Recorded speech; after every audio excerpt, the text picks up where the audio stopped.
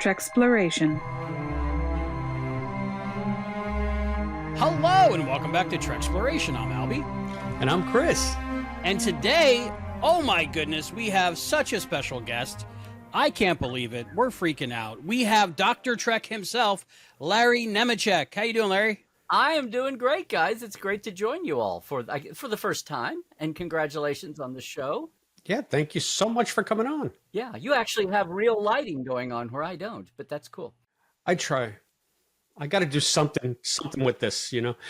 But yeah, I feel like I'm in the presence of Star Trek royalty. You've been an influence in fandom for so long. I love listening to the Trek Files. I've been listening to it for years, and I think that when people think fandom, that they think Larry. We even sometimes refer to some of your more august works. So I'm holding up the Star Trek Companion, Next Gen Companion, for those listening on the feed for the podcast. Now, you know there was an edition later than the blue one. Yes, I have both. Okay. I think that is like my generation's nerd Bible. Like every nerd had a copy of that.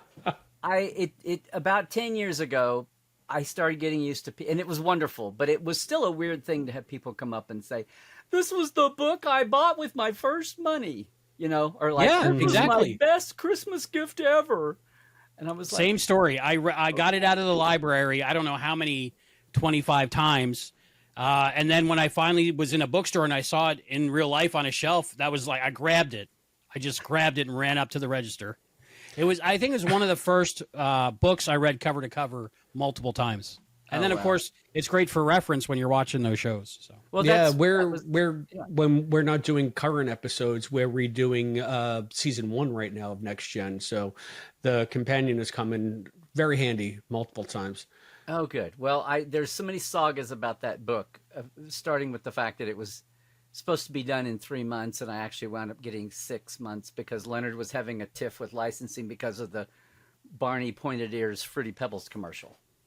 I don't know. Wow. Something tells me we could go on a million tangents with you, Larry. We should do it. Yeah, we should do this. I mean, over the years, I've said it and on shows and everything, but yeah, it was one of the many lessons I learned out of the box, a kid from Oklahoma with a little bit of training, plunking down into Hollywood, into the thing he loves, but still, you know, the ways things work. And one of the first lessons I learned was, even when you're writing a making of book, the pictures are still more important than the words, apparently. So, yeah. Now, for any viewers that might be unfamiliar with you, I can't imagine that there will be many, but can you give, if you had to give your own elevator pitch of where you are in the universe of Star Trek, how would you describe Larry Nemecek? Oh, a fan with too many interests overall, who came to Star Trek thanks to his 9th grade science teacher, who shamed me into watching it after school because she was shocked that I wasn't already. And this is rerun generation. And didn't know what I wanted to do with my life, but I wound up with a journalism degree and a theater degree, and wound up working in news, and then eventually having a chance to do something very cool, which was work on star charts with Jeff Mandel when we were both in college, which then blew up and didn't become the thing we thought it would be. And I got burned and went back to real life. And then when Next Gen came along, I wanted to sit down and do my own concordance the way Bijo had done one, coupled up with the computer revolution with Macs and desktop printing with laser printers. And anyway, wound up doing my own concordance, which made its way eventually to Richard Arnold at the offices at Next Gen. And they were using it in-house because there was no internet, much less no encyclopedia, no memory alpha.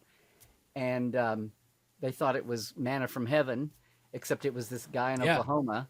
And that eventually turned into getting to do through all kinds of twists and turns, getting to do the companion. And after a couple of years of working on that, we moved from Midwest to LA right in time for the big Star Trek boom, which was amazing. And then doing books and tour shows and all kinds of things, editing the Communicator magazine when it was the official magazine, and working all kinds of things, experience in Vegas, all of that.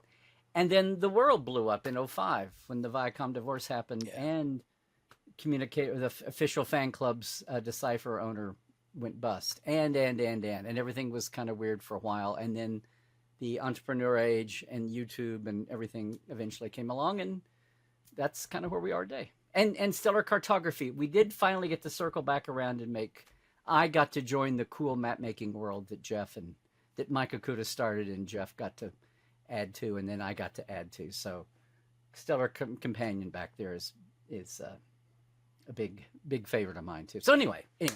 So yeah, now it's very just cool. The background and the making of is what I love to do with my podcasts and shows and Portal 47, and even doing the location tours, my Trekland Treks. So all of that, I've been very privileged and thankful to be able to do a lot of things I do, but I still try to keep it fun and just do what I can to bring things to fans, and also make sure things don't get away. And that's what I like about Trek Files and Portal 47, is getting some of this stuff recorded and unearthed, and talking to people who, the stars are great, but the actors are great, but so many folks that bake the cake that the shiny icing of actors make look pretty, but they wouldn't look so pretty if they didn't have that cake that all these different people made beneath them. So and that's what I love too. So anyway, yada yada. Yeah, I think that's one cool thing about Star Trek is so many of us read the credits, and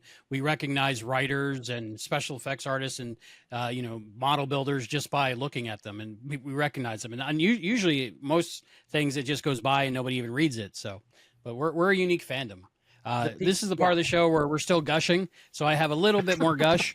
Not this year at Star Trek Las Vegas, but last year at Star Trek Las Vegas. I got to meet you. I got a picture with you, and I thank you for that. I just want to set the scene.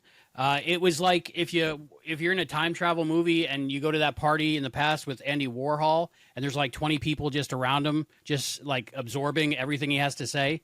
That's what it was like at that bar. That was what it was like that night at that bar, next to the elevators. I forget what they call it. It's the New Orleans style. Masquerade bar. Yes, Masquerade bar. So I'm just walking up there, seeing who I can see. And oh my goodness, it's Larry Nemecek. And I'm just staring. And I don't want to bother you because there's 20 people waiting to just get a few words with you, But eventually I was able to, just tell you how much of a fan I was and get a picture. And it was great. So it was a great night.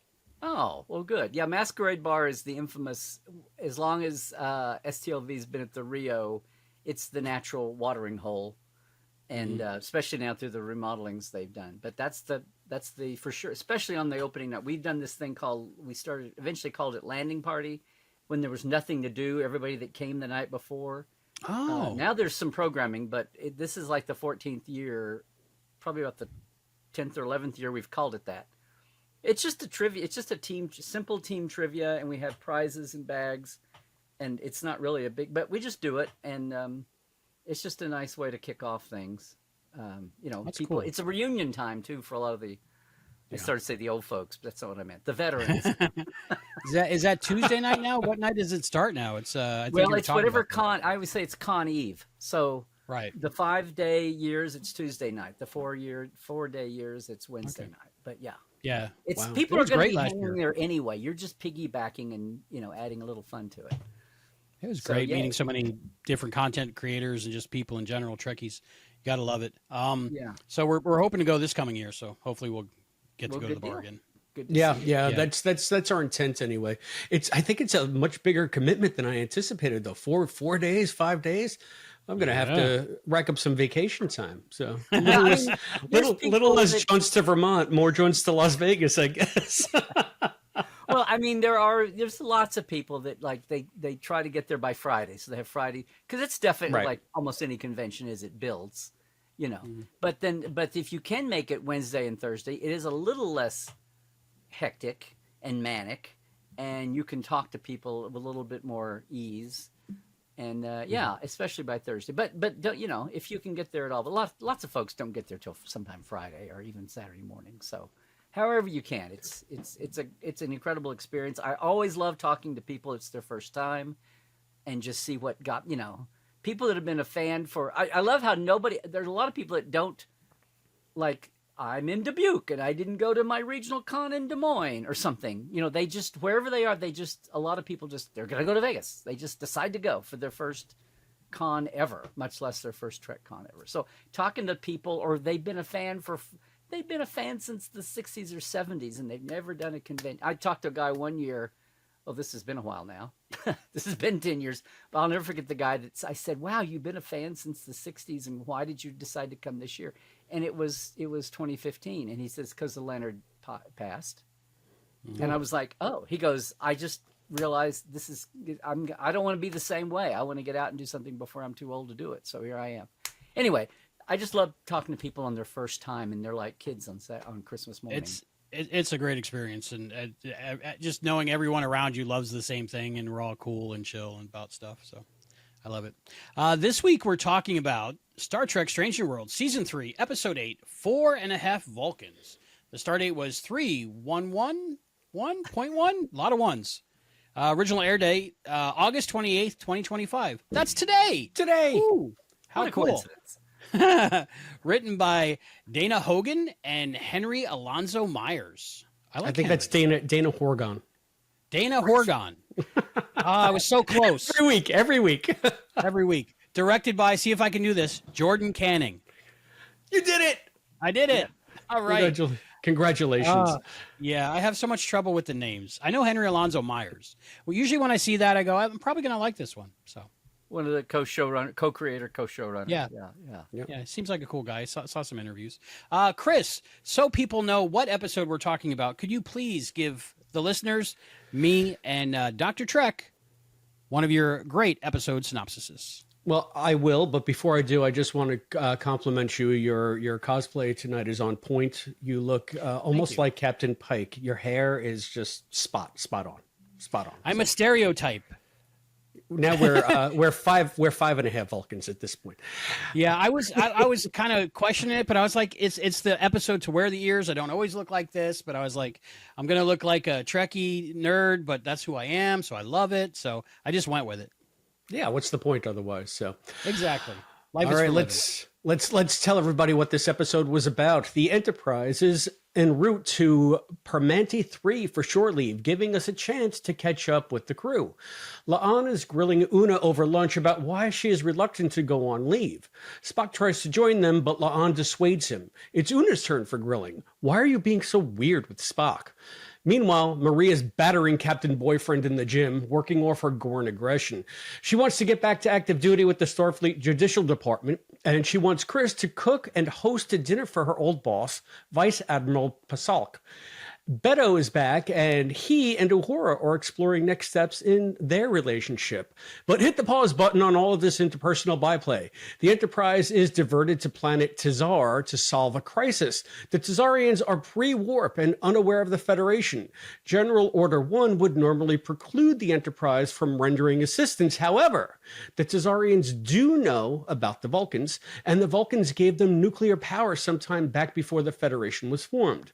Now, one of the nuclear plants needs repairs, and only the Vulcans know how to avoid a planet-wide meltdown. But there are no Vulcan ships within range, so here's the plan. A landing party will beam down and fix the reactor, but they have to do so disguised as Vulcans and not just cosmetically. The Tazarians have crazy advanced scanning technology because show, and would take one look at Pike and crew and say, it's a fake. Our solution? Chapel modifies the Karkovian serum that turns Spock back from human to Vulcan way back in season 2, in the one where Spock becomes fully human just in time for T'Pring's jerk of a mom to visit. Remember that one? It was like Bewitched level funny. Anyway, Chapel will use the serum to turn the landing party into actual Vulcans. So Pike, Uhura, La'an, and Chapel undergo transformation. And wait, why is this group going to fix a nuclear reactor? Shouldn't it be an engineering team? Well, whatever, because if it was, we wouldn't get that badass classical music slow-mo corridor walk of the titular 4.5 Vulcans, with an impossibly taller-haired Pike wielding the most important nuclear reactor repair tool of all, a LRPA. Anyway, they beam down, fix the reactor in about 4 seconds, beam up, and find out that the reverse potion doesn't work, which is fine by them because they want to stay Vulcans. Their Vulcanness manifests in different ways. Pike becomes like a shouty robot control freak who tells Marie she smells. Uhura mind melds with Beto and brainwashes him to be more subdued. Chapel sciences the out of everything, including the reverse serum, and La'an becomes paranoid, suspicious, and aggressive, with plans to turn the Enterprise into a warship and start an interstellar war. Marie hosts the dinner with Pasalk and Pike. They're both Vulcan jerks, and she tells them off. Ortegas is equally annoyed at Uhura for changing Beto. And it takes Kirk and Scotty to stop La'an's mad plans. Yeah, Kirk is back on the ship for, again, reasons this time. Time for drastic measures. Una calls in a Vulcan Katra expert named Doug, played by Patton Oswalt, who just happens to be her ex. They are clearly still carrying a smoldering torch. And this is funny because, you know, it's Rebecca Romaine lusting after Patton Oswalt. That's hilarious. With Doug's help, Pike, Christine, and Uhura reconnect with their human essences and switch back. The only holdout is La'an. Her augment DNA has made her more aggressive, and she is using it to mask her fear of vulnerability. But she and Spock do a sexy times fight dance in her Katra headspace that would make the empath jealous, and she decides to switch back. All's well that ends well. Marie gets the job. She and Pike make up. Chapel makes some really bad plo-make soup. Uhura and Beto go on a date. La'an accepts that she and Spock are getting closer than either intended. Una and Doug reconnect, and Kirk starts Scotty on the road to alcoholism. The end. Yay! And then flatulence. And then flatulence. Yeah, I forgot to even put the post-credit scene in the talking points. So, did you get to watch the post credits, Larry? I'm trying to think. I did. Did they? This is the second time they've done it. I think so. There was Not one the first episode time. that I was shocked to see post-credit Yeah, scene. What was that one? season 1, but I don't remember. No, just think. in the last 2 or 3 weeks. Oh, then I missed it. no, Okay, it's this what one. is the post-credit scene here? The post-credit scene is Spock and Doug hanging out at the bar, and he's Trying to he's replicate telling them human things. Right, he's telling them all about humanity. Spock is telling Doug all about humanity because Doug has that human fetish. Okay, that was a moment that was within the episode where he says, "Would you?" That's how they trade off. He says, "You'll Contra Right. info," which didn't make any sense to me. Spock, Yeah. you don't have computers. I mean, you don't have the Vulcan database secretly tucked away somewhere. And he says, "I'll indulge your human fetish." Okay, so this is like getting into it. That's like seeing it, yeah. And it's And just so a they get comedic, into a like heart comedic contact? vignettes.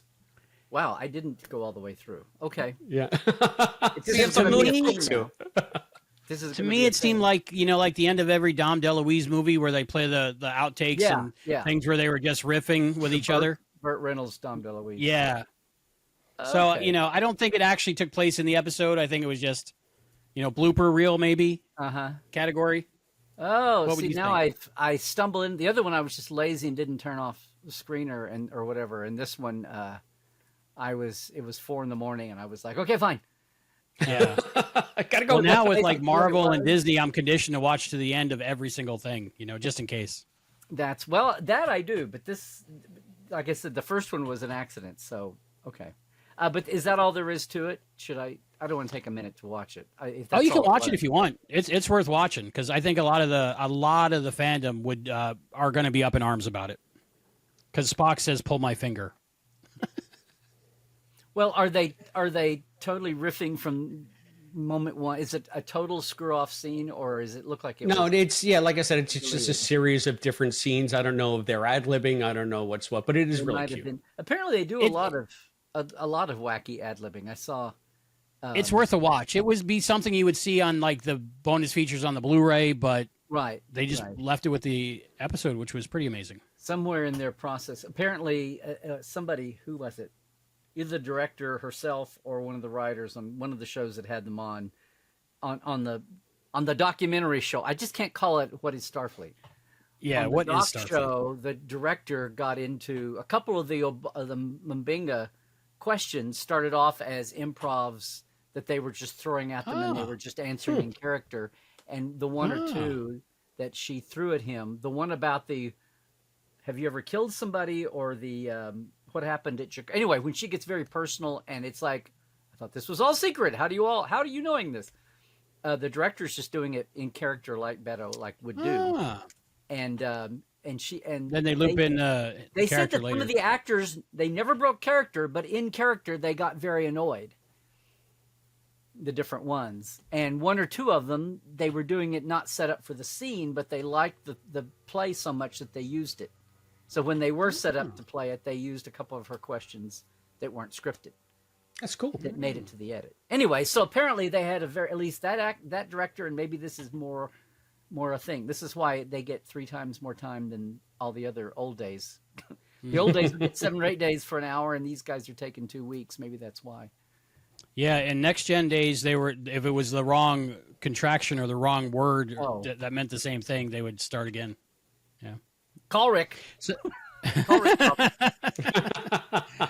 So first impressions of this episode. Let's start with Dr. Trek himself. What were your first impressions of 4.5 Vulcans? What did you come away thinking?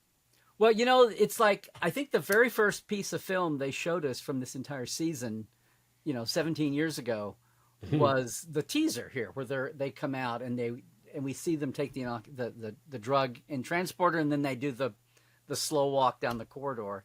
So you were hoping this was going to be comedic. You were hoping that was what it was. And then after this year we've been through, it's kind of like this running complaint that everybody has about, that most people have about, you've only got 10 slots. If this was 26, okay, but you've only got 10 slots.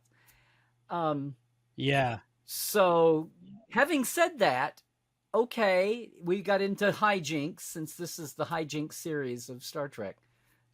We got into some of that, and I guess the thing that got me one way was they really did involve just about everyone. So that was the thing. Everybody had a thread. They even, dragged back the guest star. They even get Corby back in for 2 seconds to, finish off Chapel's arc. So I don't know.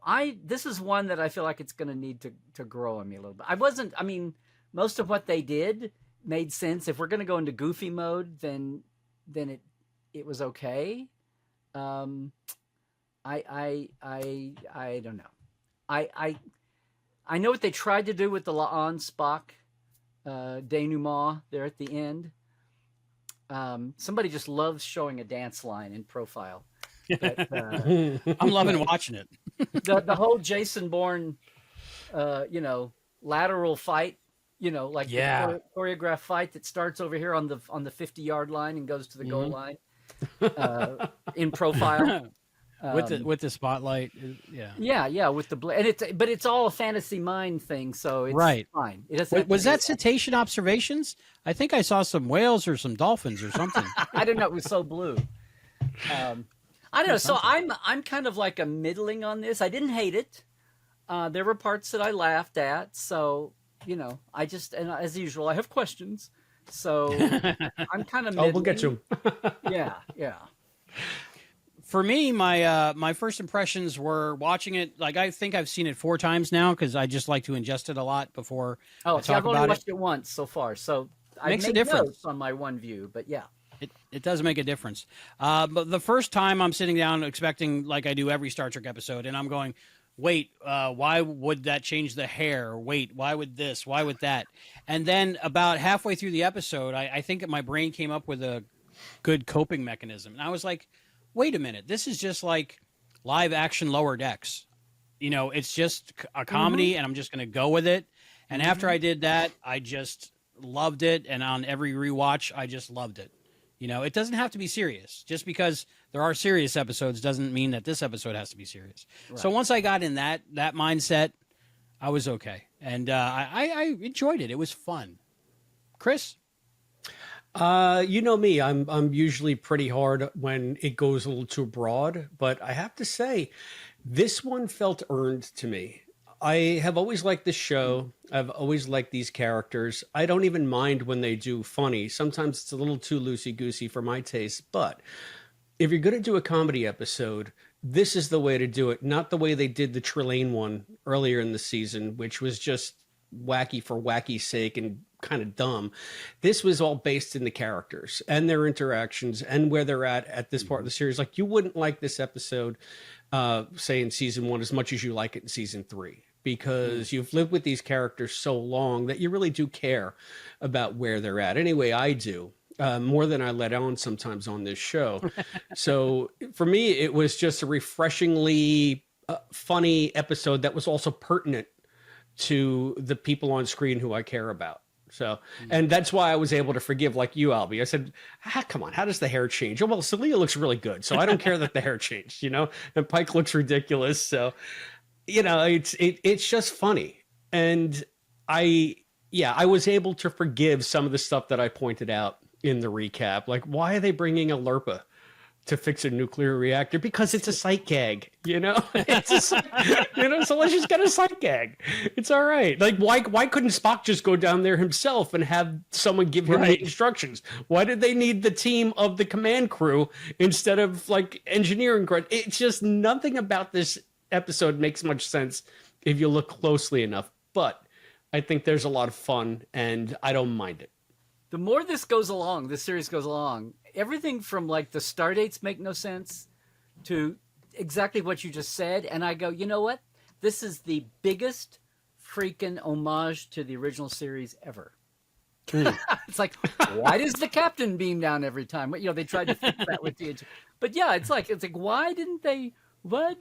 I mean, when I saw the Lurpa, I went, oh, that's the Lurpa. That's not the Amok Time Lurpa. That's they're going from the Lurpa that Rick Berman made them change, so it wouldn't be on Enterprise, so it wouldn't be just like the original series Lurpa, just because he could, and it's like, so they went with that one, and that's my memory of it. And then the fact is like, yeah, why do they need a Lurpa for this engineering? But it's funny, yeah.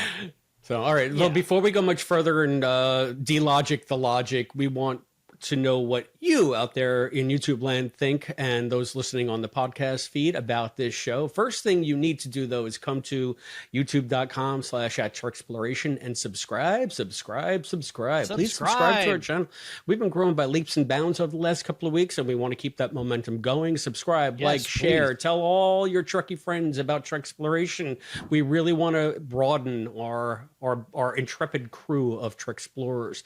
You can also support the show on Patreon. What Albie, you wanted to say?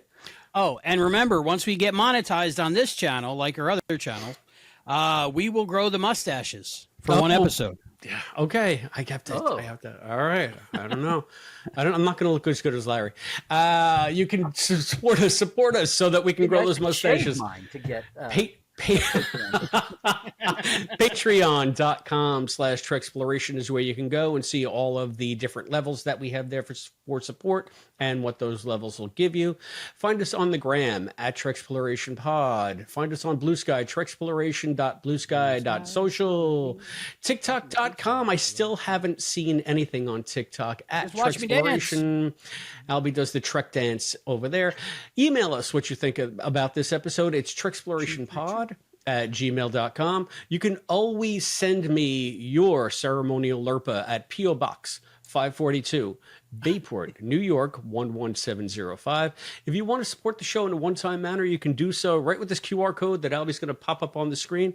It's I guess like for PayPal, right, Albie? Like you can give us like a PayPal donation. Yep. You can also money. This is my only job. Yeah, you can also do one-time donation on Buy Me a Coffee. That's buymeacoffee.com/Trexploration. Just like the lifetime member. The special thanks, as always, to the omnipotent Willard. Thank you, Willard, for all your support. And thanks to our crew of intrepid Trexplorers that support us on Patreon. Those are our cadets, Listen Linda and Rick Tatro, our Lieutenant Commander, Scott Seligman and Cosplay Tad, and, of course, Captain Charles from Texas. He's captain on the bridge. Charles. Thank you guys all for subscribing, for the free patrons over there as well who are following us on Patreon, and everybody right here on YouTube who's following us. We could not do this without your support, and we love doing it for you. And send us photos. Albie will put you in the credits. He's easy that way. He's not going to. He's not going to blur them out. So send me anything you got. I'll blur it out if it can't go on YouTube. There we go. There we go. We It'll don't be want on to. We don't want to get slapped with any kind of fine or anything. But we're lacking Orion slave women. So if you got any cosplay of that going on, we need that in the end credits. That would be great. noted. Well, Maybe I a am wearing Baylocker green, too. Albie, so you can just use your imagination. Anyway, speaking of Captain Charles, Albie, you wanted me to include this feedback. We haven't done feedback in a little while, but Captain Charles wrote about the What is Starfleet episode that we were discussing earlier. And I know I came out of the gate hot on that one. So just to refresh people's memories, the reason that episode aggravated me so much was because I felt like it was Star Trek apologizing for Star Trek. At the end of the day, I tried to really distill what made me so angry about it. And that's what it was. So I came out and saying, this might be the worst episode of Star Trek ever. I think, I really tempered that by the end of the episode, but Captain Charles reacted to that statement. He said, whoa, Chris, well, worse than the Empath? Worse than Fistful of Datas? Worse than Move Along Home? I like that episode. Worse than The Q and the Gray? Worse than the half of the episodes in seasons 4 and 5 of Disco? That's when I remembered Disco. I said, okay, this is not the worst episode of Star Trek. And he said, worse than Section 31? What is Starfleet was creatively filmed with a classic Trek moral conundrum at play. I enjoyed it, and while it is not in my top 10 Strange New Worlds episodes, it is certainly not in the bottom 10. Maybe the worst thing I could say about it was that we lost some of the dramatic potential because of the focus on the documentary format. I had crying people in my house when we watched it. My wife and oldest daughter loved the episode, and overall I liked it a lot. We could be doing so much worse, in my opinion. I'll continue to ponder it.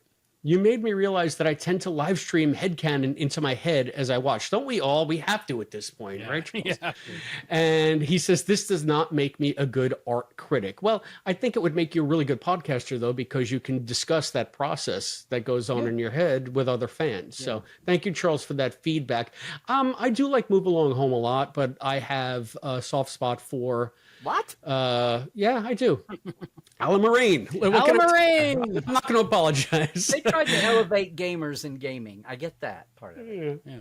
So, Albie, you wanted me to put this one on specifically because you said that Charles's comments made you see things in a certain way that you hadn't, or it helped crystallize something for you. Yeah, well, I love Star Trek, and I'm so sad when I don't like an episode. So I always try to figure out how to like an episode. So my process with this is we record the show a couple days before the episode drops.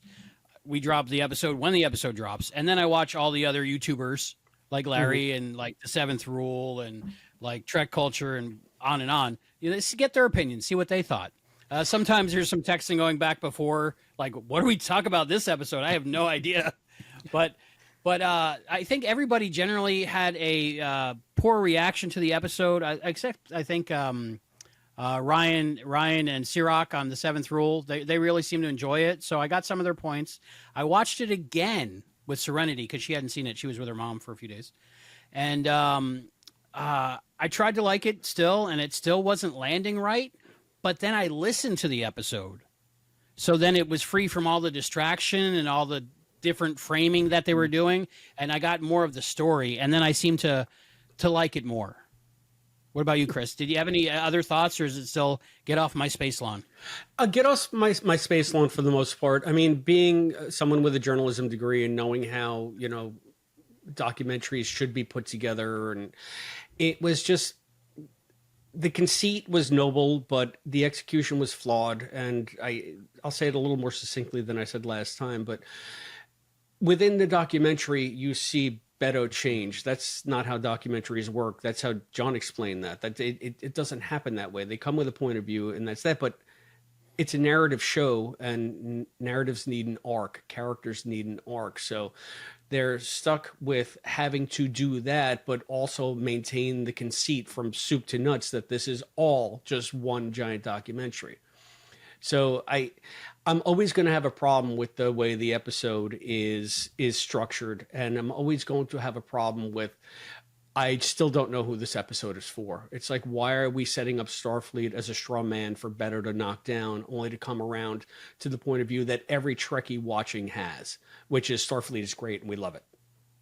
But again, that's just rehashing a lot of what I said last week. What was your thoughts, Larry? Did that change when you saw like other people's reactions? I guess I've dawned on me. Well, I guess like right out of the gate, I figured out that I'm not like a lot of fans, but I am in a lot of ways, and then not in some. And this was one of those that I watched. I had to do the review early. I had to do my second opinion quasi early. I was trying to be after the San Diego and Trek Vegas, gauntlet.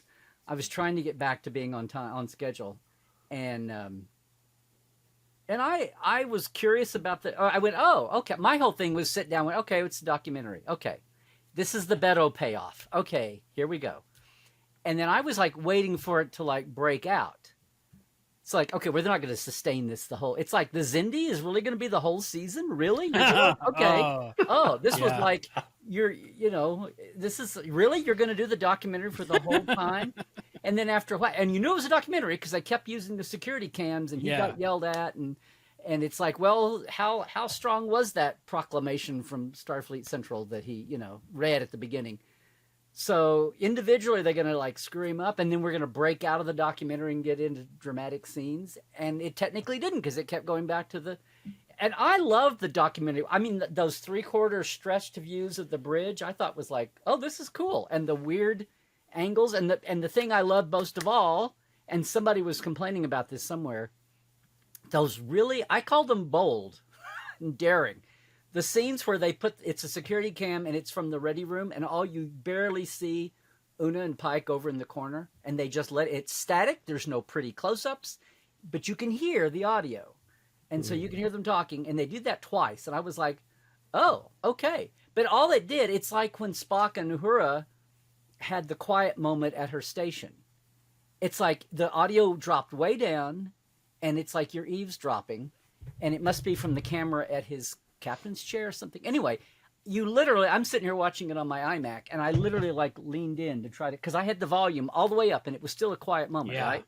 And I was like leaning in to try to get it. I'm like, holy crap, they're really going to make you do that, and they're going to do this, and they're going to do that. Now, toward the end, I thought and then I was shocked at the plot of his documentary, the case study, the Jumanji, whatever it was, the Juniper, whatever it was. Don't ask me after one, but I was surprised that was as Star Trek-ish as it was. In fact, I was sitting there going, well, that was the most Trek-ish normal story. People are complaining about the different format changes. You've only got 10. That was like as goody. That was like a Horta show. That was like, go down the list. That was the Farpoint aliens. And somebody reminded me, that was Gomtu Tin Man. That was, go down the list of things. That was Strange. And Strange News done that before, but it was like a real Star Trek story. And this season, it felt more like that. So anyway, I was shocked that they got to the end and said that. And then at the same time, Beto's, all of that, I didn't mind it, because what he's saying is what people have said about, like, it's soldiers. No, it's scientists. Oh yeah, it's scientists with ranks and the ability to court-martial you and weapons. And that's Mike McMahon, that's one of the meta things they did on Lower Decks, was take all those old fan debates and make them into plot points and have the characters actually talk about them instead of fans. And which was, I just thought was brilliant. And that's all he was doing here. He was such a little, I don't want to say lightweight. The bigger question somebody said was like, how did this guy even get this huge, like, who did he pay off? Right. We asked that as well. It wasn't from being Ortegas's younger brother. Like, she has no clout. Right. It's not like she pulled any strings for him. So it's like, how did he get this in the first place? But even so, I remember one of the shows where he said he was terrified there, wherever it was, the Lens of Time maybe. And he's terrified. And I'm like, well, see, this is why it may be perfect 23rd century, but not everybody's cut out to be in Starfleet, because he's over there quaking in his boot. Not without reason, but not everybody's like bold and decisively Starfleet even is. So anyway, all I'm saying is I was surprised they went there and used the colonialism narrative line. Oh, I guess it still works after 200 years. But to me, it was like it was so crammed at the end. That's a thing to me I had to go back and watch twice to get the impact of it. And then she's so shocked and gets up, and she doesn't scream at him because she's sweet sheep Uhura at this stage. But anyway, so I was like, oh, okay. And then I did hear Henry Alonso Myers say later on that they thought about having a scene at the end where everyone is screening it. And they decided not to, because if you did, then you would be taken out of the truth that what you saw as an episode, including the way they did the credits and everything, was supposed to be his documentary, which some people might have a problem with that. But they intentionally meant for this to be thematically his documentary, just presented as an episode. Which was wild, because eventually they get out of the staticky documentary things, and they do have dramatic moments when they're talking about how to deal with the creature and what to do, and it's like it's almost like a regular scene going back and forth between characters, but everything is edited together from security cams supposedly. So I didn't dislike it. Again, I was like surprised that it was as good as it was. It seems to be where I come from on everything these days, which may be something in itself. But so then I did my show. And then I see half of fandom is melting down because they just hate it. And I was like, oh, okay. Well, the show that could do no wrong the first 2 seasons is sure having a bumpy season this year. Yeah, Be careful what you wish for, Lieutenant. You may get it. A different episode genre every week. That might, out of 10, that might be a little too much. I think that we'll mellow over time about this one. Yeah, there was just something. And Albie, that's brilliant to just listen to it, because there was like a decent Star Trek story in there about I think it's Chikaru was the name of the creature. Chikari, and you know, and the Tawny Newsomes. So, right? I don't know what you're talking about. The Tawny Newsomes. Oh, the alien race was the Latani. Oh, Newsomes? okay. Oh, yes. Okay. Yeah, that was a big joke going around this week. I didn't. Gotcha. Yeah, that's a second wave. Okay, damn it. Yeah, it's one of those things, because I love Star Trek and I don't want to dislike it. So I'm so sad when I dislike it. So I'm trying. Yeah. So at least I'm not a hater for hate's sake. I'm really trying. So I think most of all, my brain was overwhelmed and I sat down to watch my favorite show, and it just didn't seem like my show, and my brain didn't know what to make of it. Yep. You know, like you need the overture to enjoy the music coming after it, and I was not prepared. So we'll see. But yeah, thank you, Captain Charles, for that there's feedback. also probably an element. I mean, it could be an us problem too. A lot of times people get angry because this is not what I'm used to, you know? So it's just like, therefore bad. Well, maybe that was not. the first time with Stranger Worlds I dealt with that, because usually I'm just like up for anything because I love their big swings, you know? And see, to me, this was not as big a swing as the crossover, as the musical, as the holodeck. I mean, to me, this was more close-knit to a normal show than all the other big swing shows have been, because they've been really out there, and this one was just a guy with a camera floating around constantly telling a story. It's a format that other shows did pretty well too, like Stargate and things like that. Yeah. So, I go right back to the MASH, the interview show. Oh yeah, MASH. That was a great one. I didn't remember that until you talked about it on your show, and I was like, oh yeah, that was so good. I had to remember the Babylon. And the Babylon 5. Yeah, I didn't really remember it, but I know I watched it. But MASH, the MASH one has stuck with me, and I was a little kid when I watched it. Yeah. So. All right, now we're going all Lawyer Patel and relitigating the entire show from last week. So let's start talking about the show from this week. The question is, are we ready to resume our positions as litigators of? Yeah. Yeah, see, interesting question. So, first thing, I just want to start out with fun. I mean, it's fun to see them try to be Vulcans on the show, and I want to know who you guys thought was the best Vulcan and who was the worst Vulcan. I have definite opinions, but I guess we'll ask Larry. Have you even thought about this? I haven't even thought about this. What got me was as it went along. First, it's La'an kind of going bonkers, and I went, well, is she going to be like the proto-Romulan wing of the original Vulcan DNA? Right. You know. And then you realize, well, Chapel being manic, I just was seeing her through Spock normal Vulcan eyes. And then, but Pike, not only is Pike like Mr. Shouty Vulcan, is he being young Spock from K? What is that about? Yeah. But then I also, and this is the point where I'd love to see the script, because I want to see what the director did versus what was written by the writers. But you notice there for a time, like he would do not just be in your face, but they would do the profiles. Like he was a couple of times he would be in the face of someone talking to them as mechanically as any Vulcan ever has, but he would be like in total profile. Yeah, and I was just like, okay, this is profile Vulcan. There's a branch of the Vulcan. Maybe just to get action shots of those ears. right? I guess. Yeah. It was once or twice I flashed back to not Vulcan, of course, so it wasn't quite that, but Shatner doing his Romulan spy thing, from the Enterprise incident, which is Yeah. and you had Picard and Data doing. They were Romulans, they weren't Vulcans. Has anybody impersonated Vulcans before? It's like every time it's been pointed ears, they've all been right. I didn't. Yeah, so far as I Romulans, know, I think. yeah, it's always been a Yeah. Romulan. Okay. Mm. Okay. Well, Yeah. So I guess that's new for this. Yeah, good point. I didn't even realize they were all aiming to a 4 until it got close to the end, and I was like, "Oh, okay, they're all aiming for different strains of Vulcanness, I guess." Mm.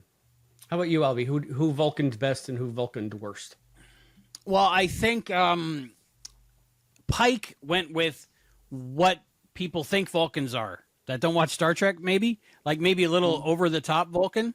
But I enjoyed it, except for the opening credits, the voiceover. That kind of bumped me a little bit. I was like, that's maybe taken it a little too far, because that's telling me in universe he records the same voiceover every week during his logs, and this week he just happened to record it as a Vulcan.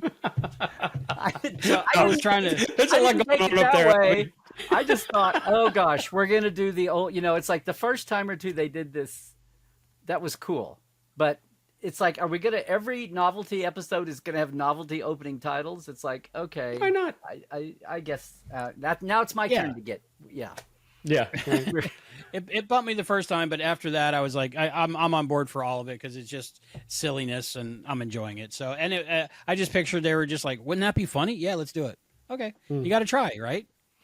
Yeah, I guess. But I enjoyed La'an being Vulcan, and it took me till my fourth viewing to realize it wasn't she was becoming a Romulan, because I thought she was going the Romulan way, But then I was like, oh wait, she's a Khan Noonien-Singh, and so she's got the advanced humans in her, and she's gonna take over the galaxy like Khan. So I was really slow to pick up on that, which I shouldn't have been, but I just missed it.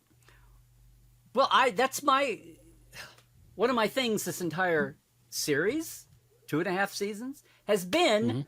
We had like the one time they did it in the wacky time travel alternate thing episode when they even brought up. Yeah, I love other that than one. that, it's been this total. Nobody's mentioned it, and I have been waiting week after week after week for something to come into play about that last name of hers that no one ever says. They all just say La'an, La'an, La'an. And it's kind of like what's your name? Tendy. What is it? The joke on Lord X. That's my name. That's why.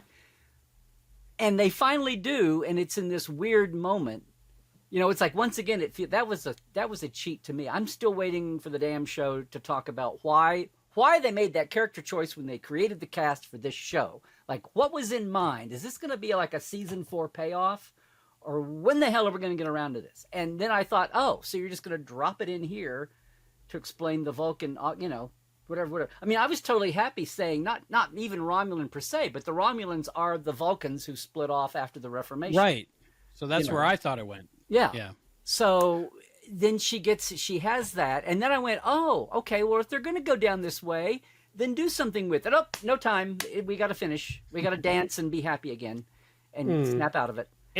If there's no payoff, because we got a season and a half, and the 2 episodes already coming out. If there's no payoff for her being condescendent, then I don't know. I feel like that's something, maybe they came up with that in the writer's room just to give you like a callback. Hey, we're a prequel, but we're going to try to tie into things that and maybe shake things up. And it might have seemed like a cool idea at the time, but they just don't know what to do with it. Maybe it's like the Travis Mayweather of Strange New Worlds. They had real enthusiasm about who this character should be, but once the rubber hit the road, they don't know what to do with it anymore. Like, so he's a boomer, big deal. What do we do after 2 episodes? Okay, you're born in space. We get it, Travis. Now, just say "I, sir," and give me the heading captain or whatever. Well, he was. So we get Star Trek United. We need more Mayweather. Yeah. Travis was originally supposed to be Connors. Was supposed to be Trip's best friend. Ah. And listen to me.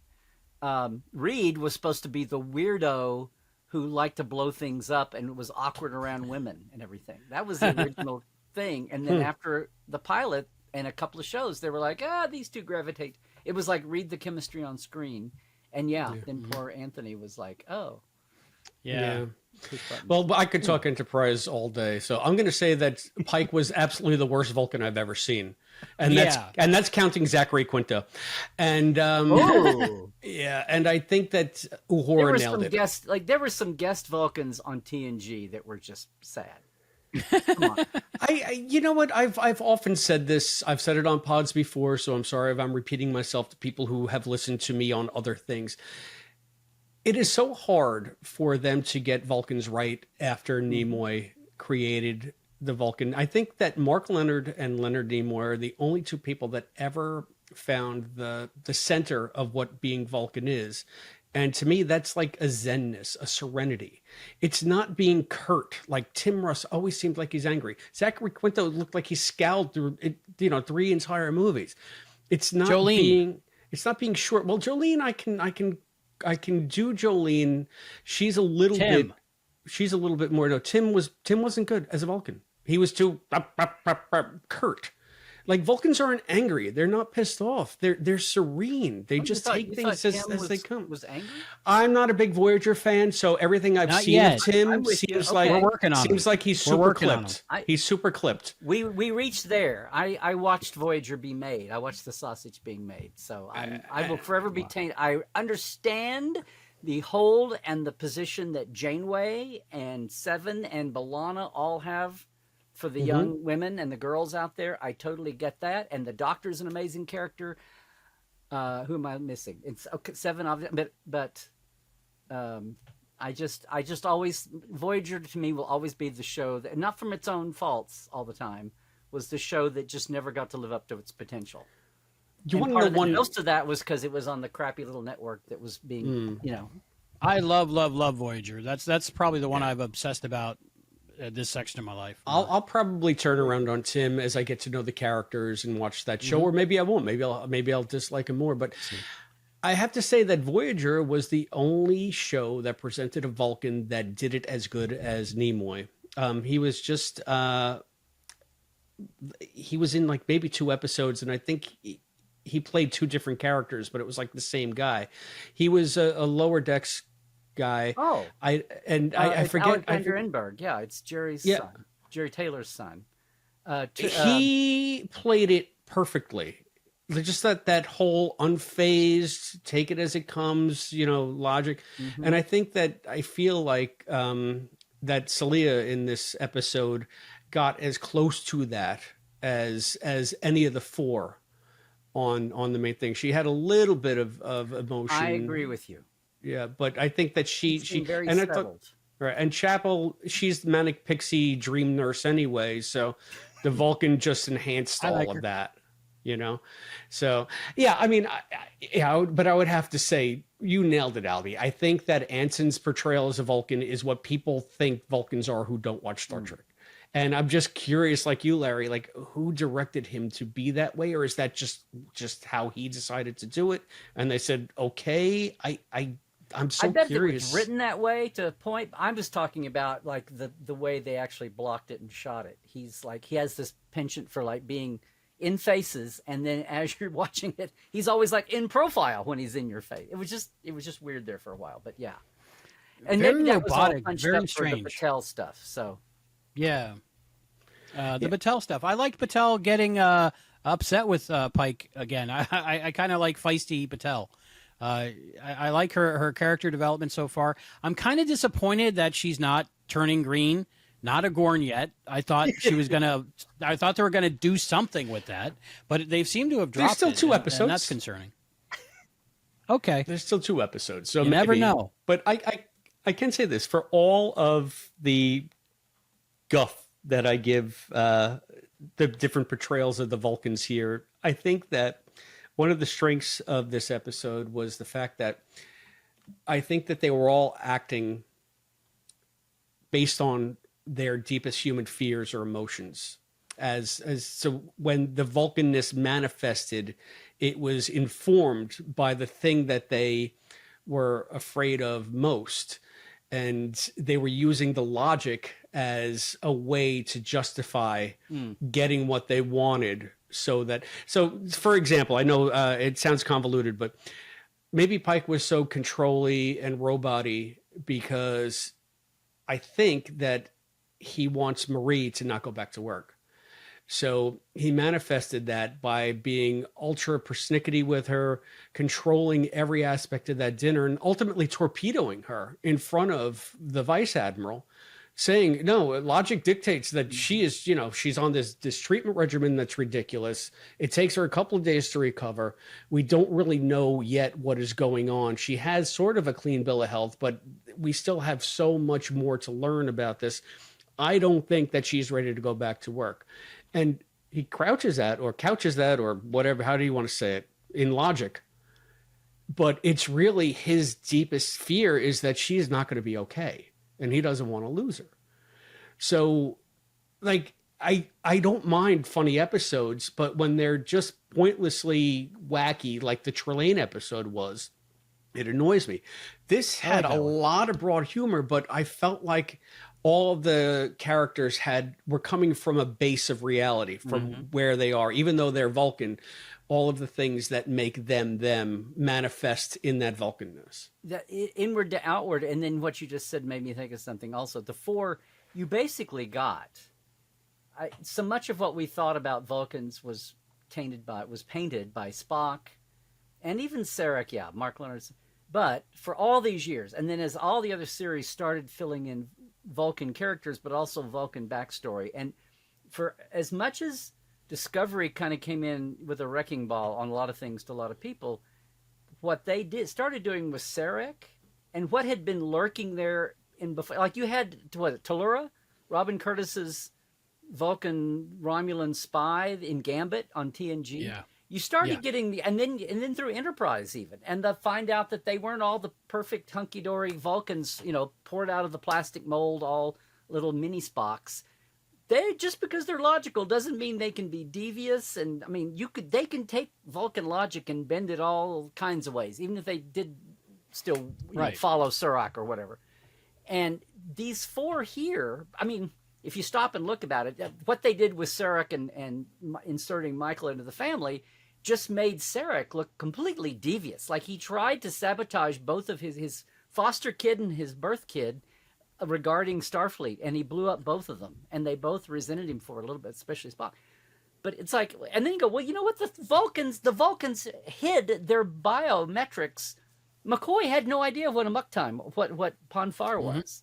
It's like that's bugged me not bugged me, but it was like, this is a ticking time bomb about what we know about Vulcans. Like they're just devious. And it's, as the years go by, what they did to humans at first didn't look quite so much like Rick and Brandon didn't know what they were doing at the beginning of Enterprise. It was kind of like, okay, I can actually see the Vulcans being snooty and jerky and patriarchal, da-da-da-da-da. Even if they weren't quasi-Romulan spies running the government until Archer saved them.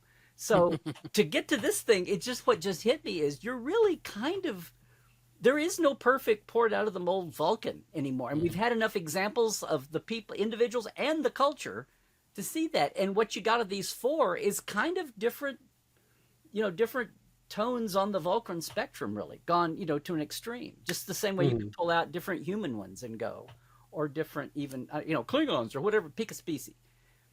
And and I think it's cool for dramatizing that. I totally love that Pike was what non-fans think a Vulcan is. But I think all four of them are in that range. Whether La'an was really buckling under with her augment DNA or not, her Noonien-Singh, but they all were kind of that none of them were complete. It throws you at first, but after a while, like I said, Chapel's the most innocuous because she just seems like a manic science geek. But La'an going off, and Pike's weirdness, but they're all exaggerations because it's an exaggerated, wacky procedure to begin with. But they're all kind of they're not all far off the main spectrum of where Vulcans take their Vulcanness, because they're not carbon copies of each other.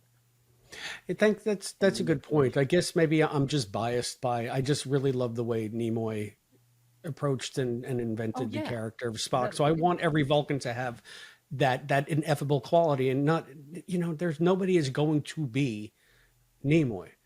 nobody is going to be Mark Leonard. You know, I think Mark Leonard nailed it too. So it's just like, at the risk of repeating myself, it could be a Chris problem. Maybe it's not a Vulcan. Maybe it's not the portrayal of the Vulcans. Maybe it's just the way I prefer Vulcans portrayed. I wish every human could be Kirk or Picard or Janeway or Cisco. Exactly. True. Oh, come on. No Archer love? Come on. Oh, yeah. Yes. Archer. There's so many captains now. It's hard. You gotta go now down you're the going to whole yell list. at me, Burnham, Freeman. Come on. That's So, I have a question. What was the hand wavy reason that they all were super logical and stuff? And they seemed to like I know they were Vulcans, but they went like completely Vulcan after the Kolinar, after the training, after the everything. Like, how did that happen? I know what you're saying, Albie. Just because they're genetically Vulcan doesn't mean that they're going to be super logical, because the logic is something that is indoctrinated into you. I mean, if they're going to be untrained Vulcans, they should be super emotional and dangerous, really. I think this is the way I had cannoned it. I think they might have said something, Spock might have said something shortly after they were turned. Yeah. And I can't recall what it was, but my headcanon was this. It's this magic serum from the Korkovians. They were able to rebuild Spock from the ground up as a human, then figure out that it was... So maybe there's something imbued in that serum that gives you the complete experience, because it was to, quote, rebuild an individual psyche. That's the way I looked at it. It's just like Uhura could have used that in the Ultimate Computer with Bluey. The Ultimate Computer. I don't know how, Nomad. I don't know how, like, when they erase Uhura's memory, she learns how to speak Swahili in about a half an hour.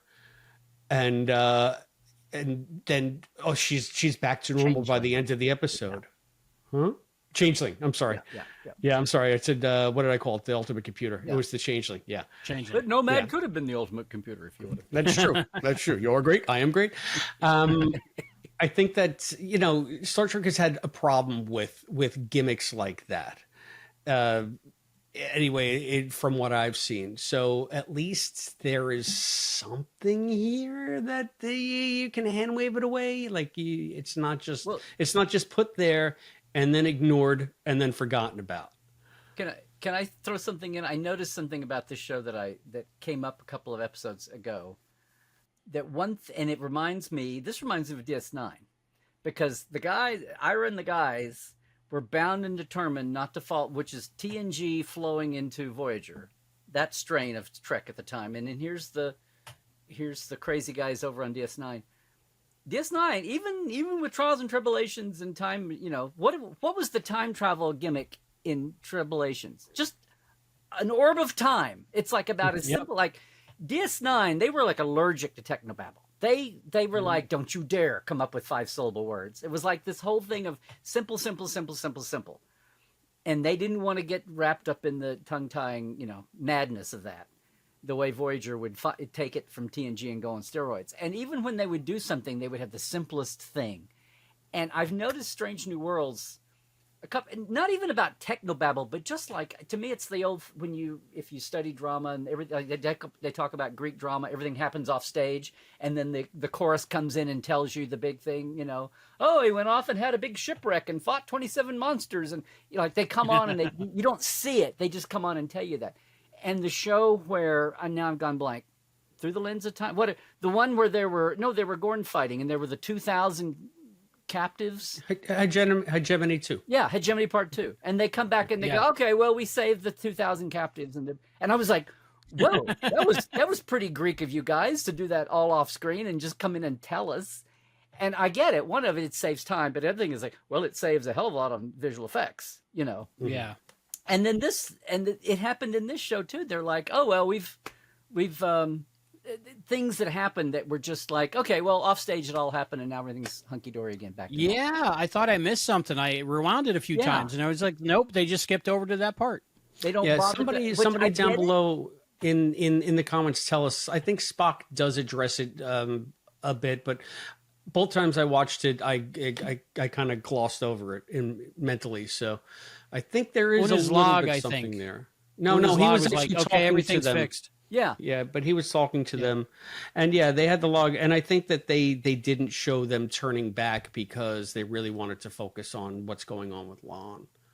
So it's Right. the It same just it just process went for all of from them. there wasn't anything in the it was all about Yeah. the before and the after. It wasn't the during. Yeah. And you saw the no, Yeah. I get that. It would be how do you make it different than the first time you watched them go through all that? True. It's just True. that it was kind of abrupt even. It was like it was a captain's log. It was a log entry, which was like Yeah. an ultimate it all happened off screen. So Yeah, yeah. yeah.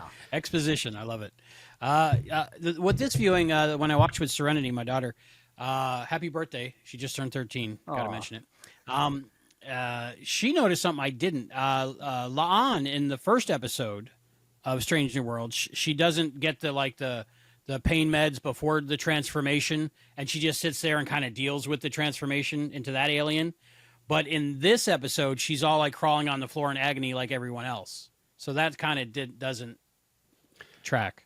Well, I think that one was just a cosmetic thing, Yeah. and the other one was changing them fundamentally Like from organs the and stuff. inside out. Yeah, Yeah. So she Because- couldn't just sit It there. might and have take been more than cosmetic because she had to didn't have to pass scanners or something. But still, it's different. It's different medications, processes. yeah, Yeah. See, I was under the mistaken impression that they were using the technology from the first episode. I forgot it was from when Spock turned human. So that makes more sense. yeah. yeah. And that was a hell of a previously on Star Trek. Yeah. You know, it's like how many different plot threads are we picking up from how many different seasons? It was actually nice to get a refresher on some of that stuff because it helped put a lot of this episode in context.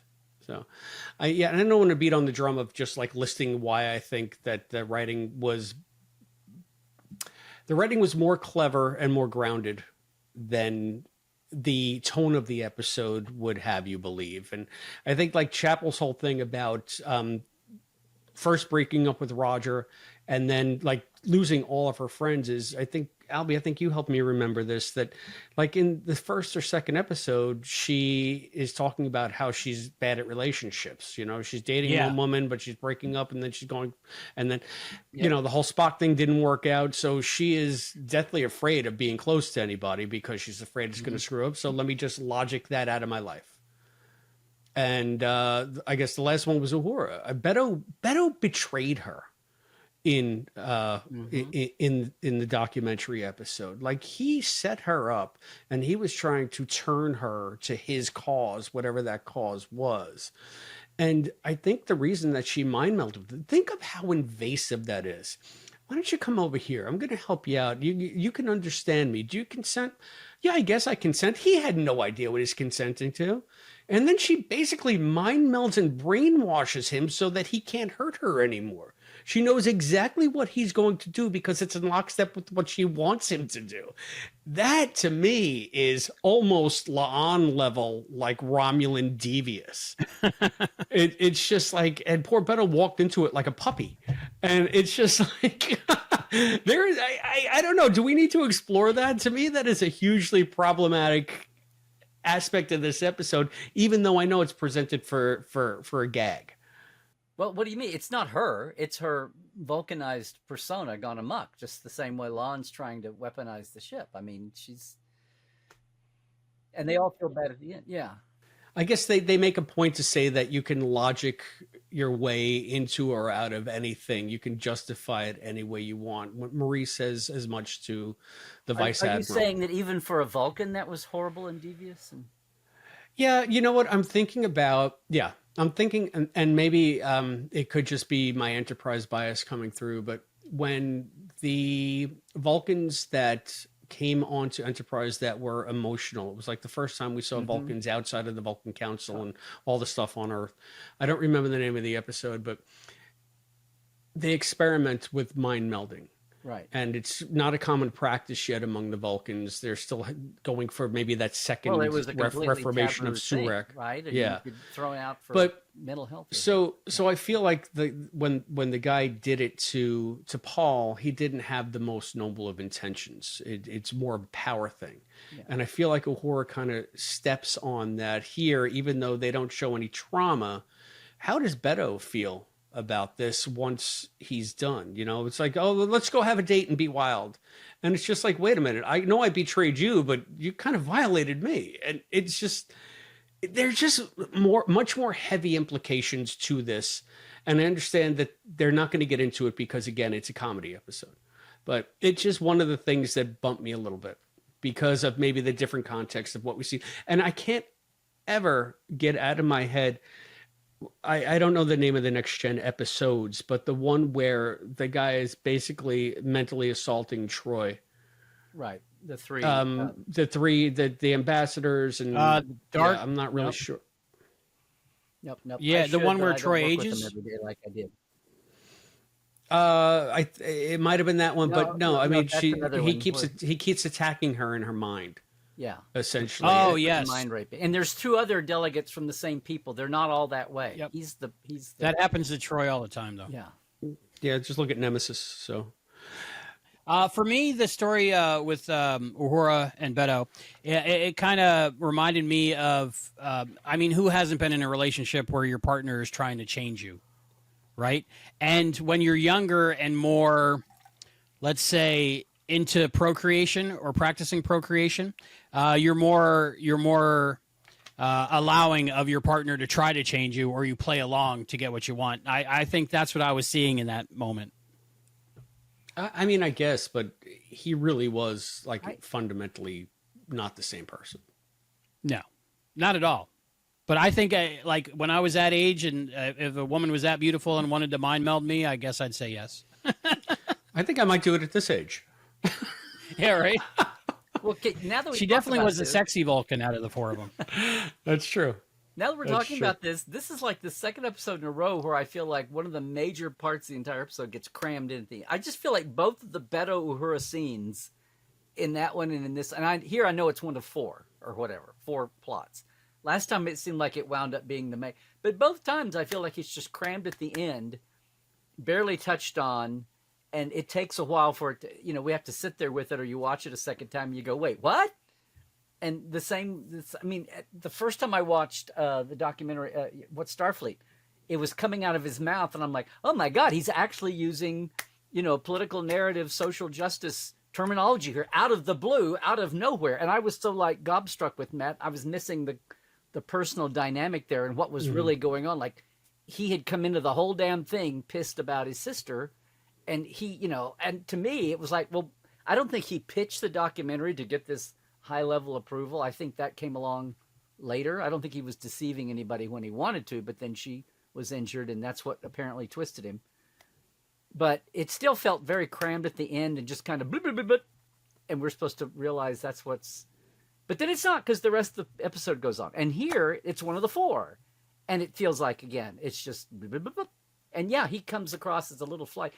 I mean, if nothing else, last week people were saying, well, is that the last we see of Beto? His documentary's done. Yeah. Do we have to put up with him anymore? And I'm like, no, I bet, because look at the IMDb. He has 5 or whatever. Somewhere you could see he had at least one more episode. So now if he's back after this one, it's kind of interesting, but I guess we'll see. Yeah, I don't know where you go with that character from here, if you would. So. I mean, they were going to write him into Star Trek 3, the movie, but then it didn't. He was going to come to Vulcan and stay with Uhura on. No, I'm totally. you know something we don't, Larry, which is par for the course, really.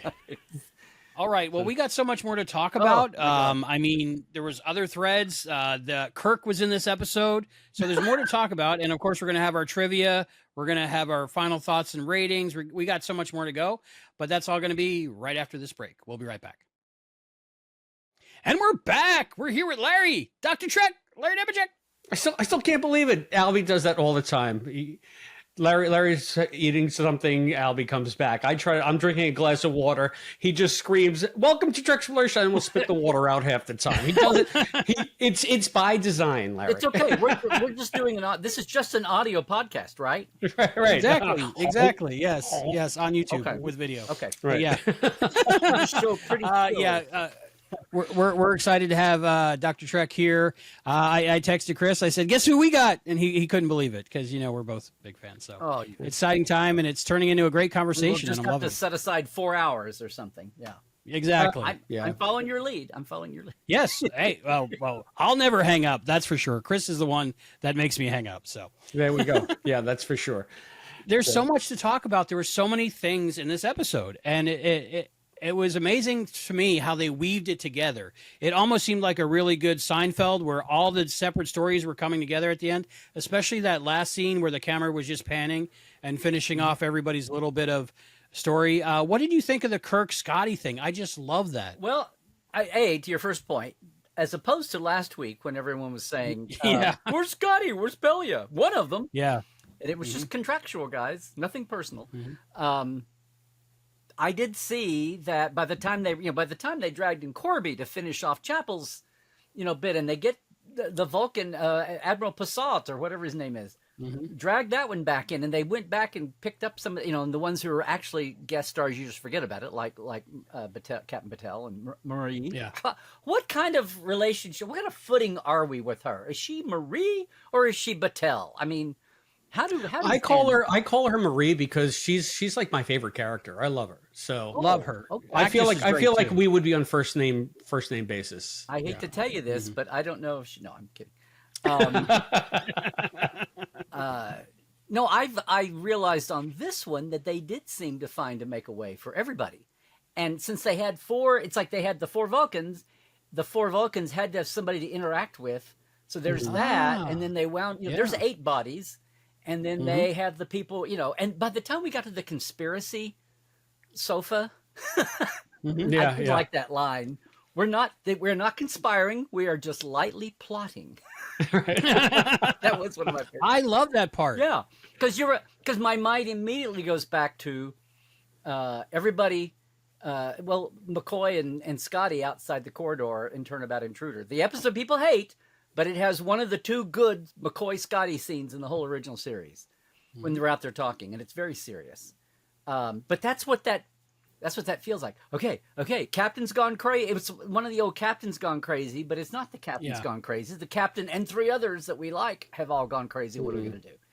And then the fact that they're in Pelia's room, which is so off the grid, it can't be penetrated, is hysterical. So they get an excuse to go to her room. But it got everybody. Everybody had a thread in this. It felt like, and I did like that. And what surprised me is I thought that we were going to go down to the planet and have some kind of like Vulcan hijinks with these this community. What were they called? The Cesarians or whatever. Yeah, I don't remember. But it turned out to just be like the bottle episode of all bottle episodes. The Tazar. Just so you Tazars. There we go. Not to be confused with the lasers. Okay. Right. So, lasers. So I mean, for a bottle episode, they used the hell out of everything, and I thought it was. It didn't feel like a bottle episode because there was just so much going on. So, so many people, so many characters. I mean, so it's funny. I want to talk about Pelia a little bit. She's the character who I find the most useless addition to the cast this season because Carol Kane is just always doing it for broad humor. There's not really a lot of center in that character. It struck me as with those quarters. It drives me a little bit nuts. So this week she's saying it's always good to be off the grid, and then I took it to that maybe it's the Vulcan in me. The logical extreme is, so you can't penetrate her quarters because she likes to be off the grid. So if you can ask the ship's computer, where is Lieutenant Pelia or Commander Pelia? She's not on the ship. Oh, that means she's in her quarters because it's the only place the computer can't find her. So even when you're off the grid, you're on the grid. Come on, it's just silly. But what did you guys think of her this week? Because as much guff as I've given this character since they introduced her, I thought that she had some genuinely funny takes in this one. So I minded her least in this, especially the LSD line. Don't ask me why. It just cracked me up every time I saw it. If she only said LDS. Right? Right. So where do you stand on Pelia, Larry? Well, I might be standing a little more firmly if they hadn't brought Scotty in so fast. You know what I mean? So it's almost, I almost hate to say it. I'm not waiting to see how she gets hammered, but, or something. I hope she doesn't die. I hope they do something wacky with it. I love how was it this week or last week? She actually finally came out and said 5,000 years. So Yeah. I'm sure it's not an exact, but it's a roundabout. So it's the way like Dax used to say 300, the symbiote's 300 years old. So that's fine. And it's, somebody pointed this out and I totally missed it. I was just thinking rationally that apparently neither Carol or Martin were contractually in last episode. They just weren't there. So you had canon yourself why they weren't there. And now here they are again. But it was funny because she'd made those big broad comedy bits in the first few episodes about being in his documentary, and he's nowhere there. So it's not even like no one even said because again, nobody got to screen it and have the line, what happened to me? You didn't use me, or you don't have any Pelia in there. And he has to say, well, come on, really? Like, I didn't need her or something. Nobody even... So all you're left with is just watching the thing. And if you're up to thinking, well, that was it. That was the intact documentary and she's nowhere in it. But yeah, she's all over the place here. They're hiding in her room. They're meeting in her room, lightly plotting. And it's like she's there to get the LSD line. She's there to throw in the non sequitur. It's like not the worst dad joke, but the worst, like the person that intentionally says something and that person is like 2 decades older than everybody else in the circle. And they intentionally throw something out either to just have everybody go, what? And they go, oh, well, you're too young, or, oh, well, you should have known, or whatever. Either to lord it over them or just to do it for some kind of, I don't know, self-humiliation. To remind themselves how much older they are. So it's almost like she's fulfilling the role of the old person who's still cool and throwing out the pop culture references that nobody else gets. And it's okay. No one makes fun of her and she doesn't feel old for it. She just gets off on it. So, okay, Pelia. Wow. I had no idea, and I didn't realize that until you just said that she had been the one that wanted to be in the documentary the most, and she wasn't in it at all. That is funny. And I can't remember who said that. I saw that mentioned today somewhere in some That's thread. a great observation. Yeah. I never connected that. I am loving Pelia more and more, and I think I mentioned it a few weeks ago when I said she's a Time Lord, and that was the episode that had the TARDIS in it, but we didn't know at the time because nobody had caught it yet. But I love the couch scene, and I was thinking it was like conspiring to commit mutiny against the captain because of this or that scene. But they said, what if we did it like that 70s show Basement, and that's what it felt like to me. Yeah. Like if they were all smoking or something during it, that would have been like right on there. But I just loved it how they're just all casual and hanging out and talking. It was great. I want to see that set again. I want to see that couch again. They spent a lot of money. They've used it in 2 episodes, so I hope they feel like it was worth spending the money because they're going to get more mileage out of it. You just like the Friends vibe, Albie. That's all. I think so. Yeah. They should have been drinking coffee. All right. Had the wrong order or something. Russia to come Could in. we be any more mutinous? Right.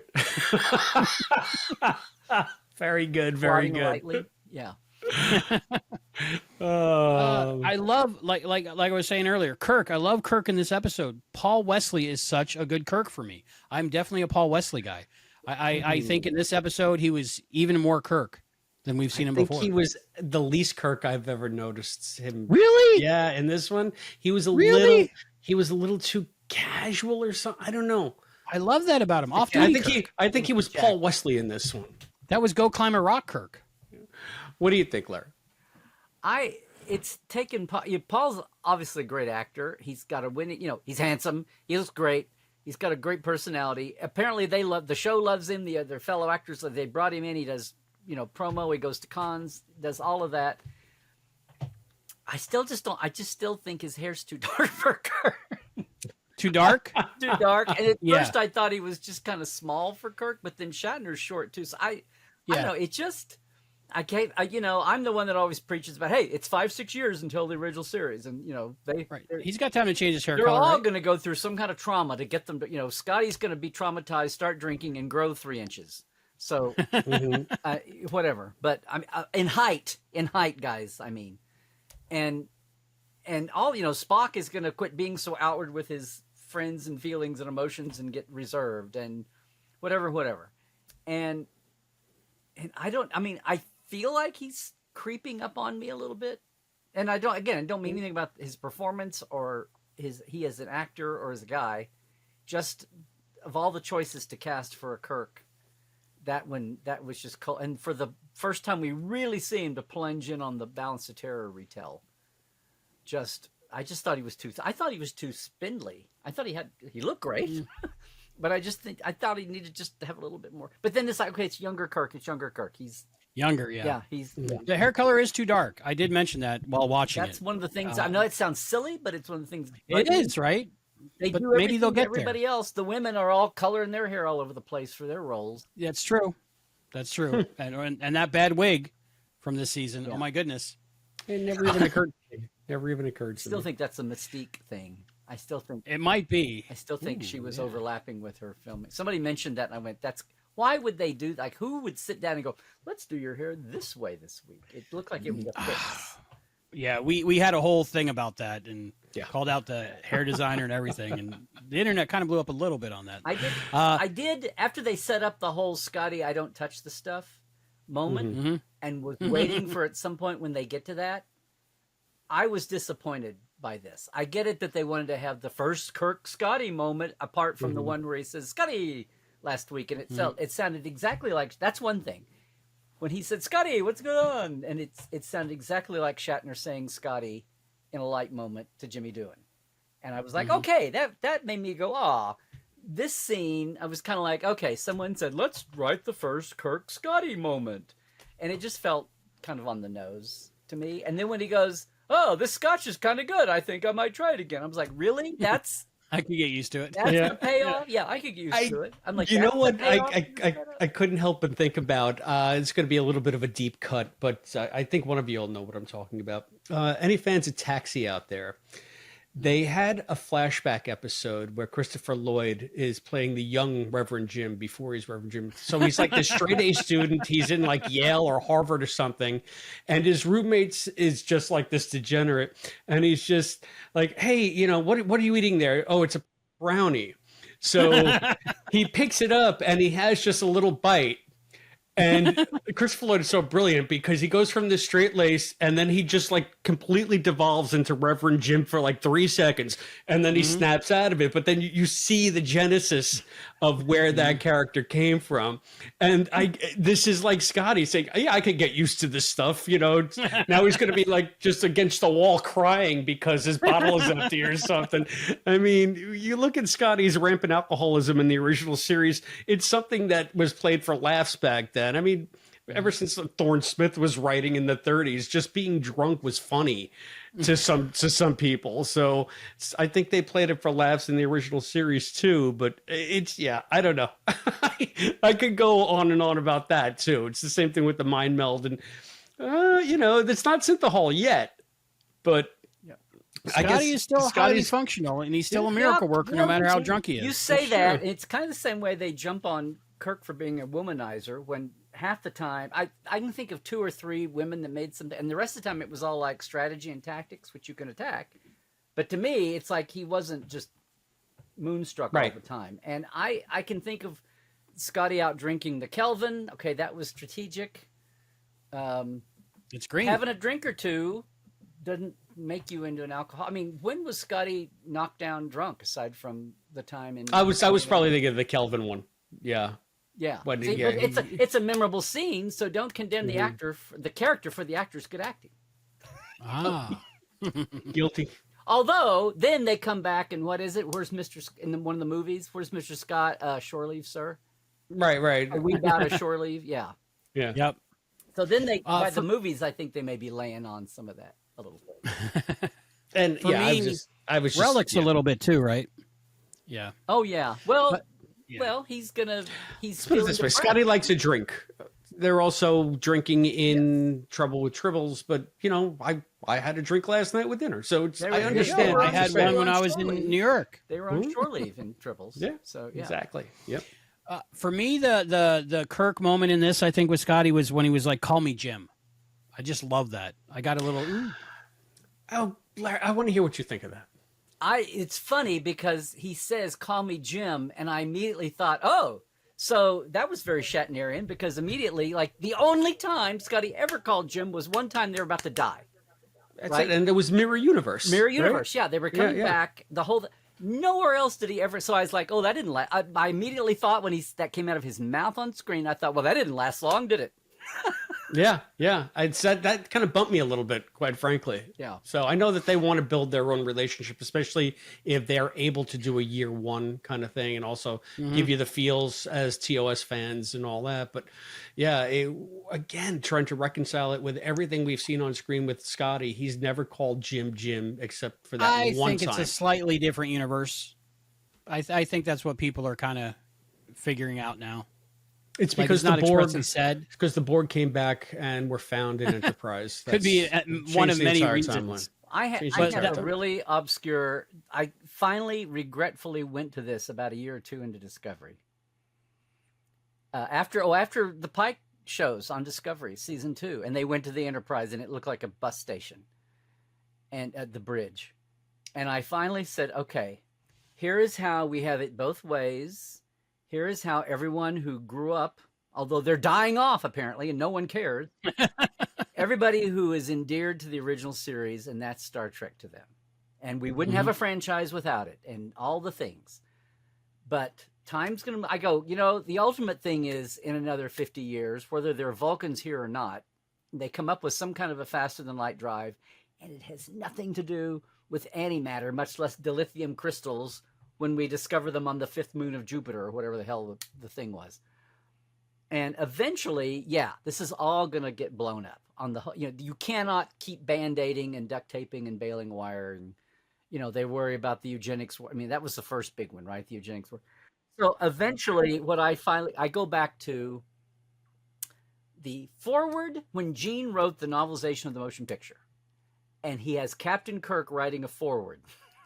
And Admiral Kirk, I should say, is talking about looking back at the 5-year mission, blah, blah, blah. And he says something about, I think those dramatized adventures of us exaggerated some of our heroics and exploits and our accomplishments. And what I want to think I got this from somebody, but I've latched onto it ever since. I think what we may wind up having to do is say that the original series from the 60s are the dramatized, there you go. I was looking for mine, but it's behind me. I think what we might be able to do, to keep hold of everything, is to say that the original series were the dramatized exploits that were popularly circulated, like dime novels of the Wild West, that they talked about how, and Michael Pillar's show Legend was about this too. It was kind of not Buffalo Bill. Who am I trying to think of? Wyatt Earp. Anyway, by the 1880s and 1890s, there was enough back east journalists wanting to write dime novels and blow up the Wild West exploits of not just the cowboys, but some of the gentleman cowboys and write adventures and things. And they were blown up way out of proportion, but they used real people who people knew kind of vaguely about. And I'm going to say that eventually, so you can still love the original series, but move along with all the stuff that's churning away now, is that those are the dramatized exploits that Kirk was talking about on the V'ger crisis eve. The funny thing is I bought this novelization of You know what I'm talking TMP. about, Chris? I've never read it. Oh. My formative experience as a Trek fan is reading Star Trek books. I never read the novelizations of the films because I saw the films. Right. Yeah. And that's the way. But they're curious. that's like amazing. Almost all of them have one or two delete. Well, they get expanded, so there's all kinds of stuff in the books that aren't in the movies. But yeah, I got it. Now I got to read it. Scenes that were cut, that were supposed to be on. But that's the one that I would say, if nothing else, read that one because Gene has some absolutely wacky things in there. I'm reading one right now. I'm just going to read it. I can't help but read it out loud. The footnotes. The footnotes. But he's saying how he got his name. Kirk, because my father and his male forebears followed the old custom of passing along a family identity name. I received James because it was both the name of my father's beloved brother as well as that of my mother's first love instructor. I'm just going to leave that right there. I mean, oh Jesus! Where's this been my whole life? Oh, right on the shelf, unread. Well, so when Sonak dies in the transporter in the motion picture, right? Mhm. And there's a Yeah, woman with him at the same time who's never mentioned or identified in the movie. So that is Vice Admiral Lori Ciani or something like that, who was Kirk's 3-year marriage contract wife. They had people have marriage contracts for, Right. we got blah, blah, blah, 3 years. Okay, now we're not. And they were close. And she was the one who called. He was on a tour of the Mediterranean for some Starfleet thing. And when the V'ger crisis happens, he has a implanted transceiver, like an Admiral Flag Officer alert. And she calls him back to San Francisco. And so the book sets all this up about like da-da-da-da. And that's who that is dying along with Sonak when Kirk is watching. Wow. So That's maybe I have to read this. Albie, again, when we start the book club, after I sounds read worth Anxiety, I'll read I'm this. telling you, the Kirk forward, and then the footnote. You flip through there, you'll see them down at the bottom. This was from the mind control revolts of 21 something to something. It's like wacky stuff. And the New Humans movement, Will Decker was supposed to be kind of quasi 1 foot into the New Humans movement that was supposed to be trying to perfect. It was almost like the augments time, 100 years later or something. But anyway, it wasn't about genetics. It was about spirituality and whatever. Anyway, there's some wacky. That sounds like it's worth a read. I own it. I haven't read it. Yeah. So Anyway. I ask everybody when they Totally come on, blew should that up. Chris Sorry. read? I ask everybody when they come on, should Chris read Imzadi by Peter David? Okay. I've never read it. I've read this. Oh my goodness! No, finally, I somebody is not going to berate me for that. no, I will tell you, the last novel I actually read, Trek novel, was How Much for Just the Planet. Oh. Not for any reason than just at that, but somewhere along the way, something hit me that if I kept reading books, aside from being time consuming, they were starting to churn out 2 series worth of stuff. Yeah, too much. To keep up with it, and I was going to pollute my. And this was before you had memory beta. That's the other thing. Now there's memory Right, beta. right. If I need to know something from a book, then I can just go there and find it. I want to say How Much for Just the Planet was J.M. Dillard. I feel like it was J.M. Dillard. It was the Harry Mudd show, Harry Mudd book. Yeah. I'm just trying to remember the author. It's had a little nothing game to I do play with with- myself. I liked it or I didn't like it. It's just the fact that was what was on my bedside, and somewhere it's like just my mind clicked and it said, I don't have time to keep reading these books because I got to keep up It is overwhelming. with It Yeah, gets to be and I that's don't wanna the pollute my that's why mind I with stopped. what's on screen and not on screen. We gotcha. right. And I said there are a million other books that I could be reading. I got to stop. I got to step away from Trek. Something not on screen in this episode. Did you get the headcanon that I did? That Kirk and Carol Marcus are just not getting along? Because it felt to me like Kirk was here expressly to see La'an. That struck me on the second watch. He's like, "Hey, Scotty, why don't we get a drink?" And hey, where's Lon? I was like, that was pretty forward. First, he was there to see Sam. He's like, oh no, Sam is hiking on the Sam's planet. the excuse. Right, Sam's the excuse. Yeah. Oh, you conveniently came when you knew he'd be gone, just so you'd have an excuse to try to see Lon. And it's just now, are we going to have like a Kirk Spock Lon tension? Like, Yeah. You've already got Spock involved in the Spock Corby chapel tension. Are you gonna have Spock be the pivot sex boy here of the whole? No, he's the pivot sex boy of this whole series. You're right. I mean, It's like I know it was. See, that's why there's 3/4 of me hates Tomorrow and Tomorrow and Tomorrow, because it just like Really? it just dynamited so much stuff and then didn't do anything with it. Like, are you going to? wasn't that was an alternate timeline though, right? That was Yeah, Yeah. but I loved it. So- But I love love Well, stories. there's moments. I love that it was well acted, well shot, well performed. The moments, but I'm talking about for the sake of the. I'm talking about for the sake of the universe. Not Edith Keeler. Yeah, I loved Edith Keeler, but she hated Edith. yeah, exactly. And Exactly. so okay, fine. So she brings it up to him. They talk. He mentions Carol Marcus. They back off, and it's an awkward moment. Then she goes back later, right, and tries to get back with the real one, and it's very awkward. And then we've had like nothing about it, I think, until that moment. And I could totally see you. I could totally see them having him say, "Well, I'm surreptitiously coming to see La'an. Hoo-hoo, hijinks, because she's all in Spock's orbit now. Ooh." Right. And they don't even really go there, right, on this episode. But No, that's what it because they have was. to Like, stop her because did something happen we didn't know? Did he Has he been thinking about her? He didn't say it out loud. He didn't show anything aside from we're reading the third layer of subtext here. Yeah. Because last I heard verbalized, they were not going to be a thing on his account. Right. But that was because he was all into Carol. But now there's, trouble in paradise there. So, because eventually Was they she really split up. It looked like, was it the convenient reason to not get into something deeper, or was it the heartfelt reason? I know if La'an called me up, and I was in a relationship, I would feel flattered. But the moment I wasn't in a relationship, I might call her back. Yeah. Well, if that's the second line we never got, if the other shoe that didn't fall that we didn't get was, well, Carol and I are not really talking, and I haven't seen David, and da da da. David's been born, right? He was. I'm not really sure. I remember figuring kid on the way, I think he said, right? Kid on the way. Yeah. So we've been well. It's been way more than 9 months since that show happened. Oh yeah. True. So yeah, whatever dimension. That's true. Yeah. So that's when the trouble starts. I think that maybe it was just as maybe a little bit of a ham-handed way to get the Kirk, Scotty, La'an storyline going. It's just like, why else? Just have Kirk ask about her, and then they can be in her orbit. And it's, to me, I think her transformation is the most interesting, because she does go sort of full Romulan, and they imply that, like we were talking up top, that it was because of the augment genes in her.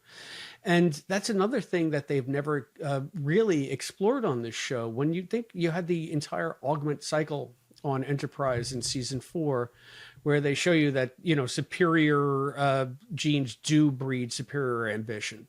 And it's really a dangerous thing. And La'an doesn't seem to be dealing with any of that. However, I could see where it could be like suppressed, or maybe like a recessive gene, because it's so far back in the past. She's got to be, a great whatever, but it's still somewhere in there. So the Vulcan, like, again, the absolute ridiculous endpoint of the logic is, we have to conquer the universe. I'm an augment. That's what we do. We conquer the universe.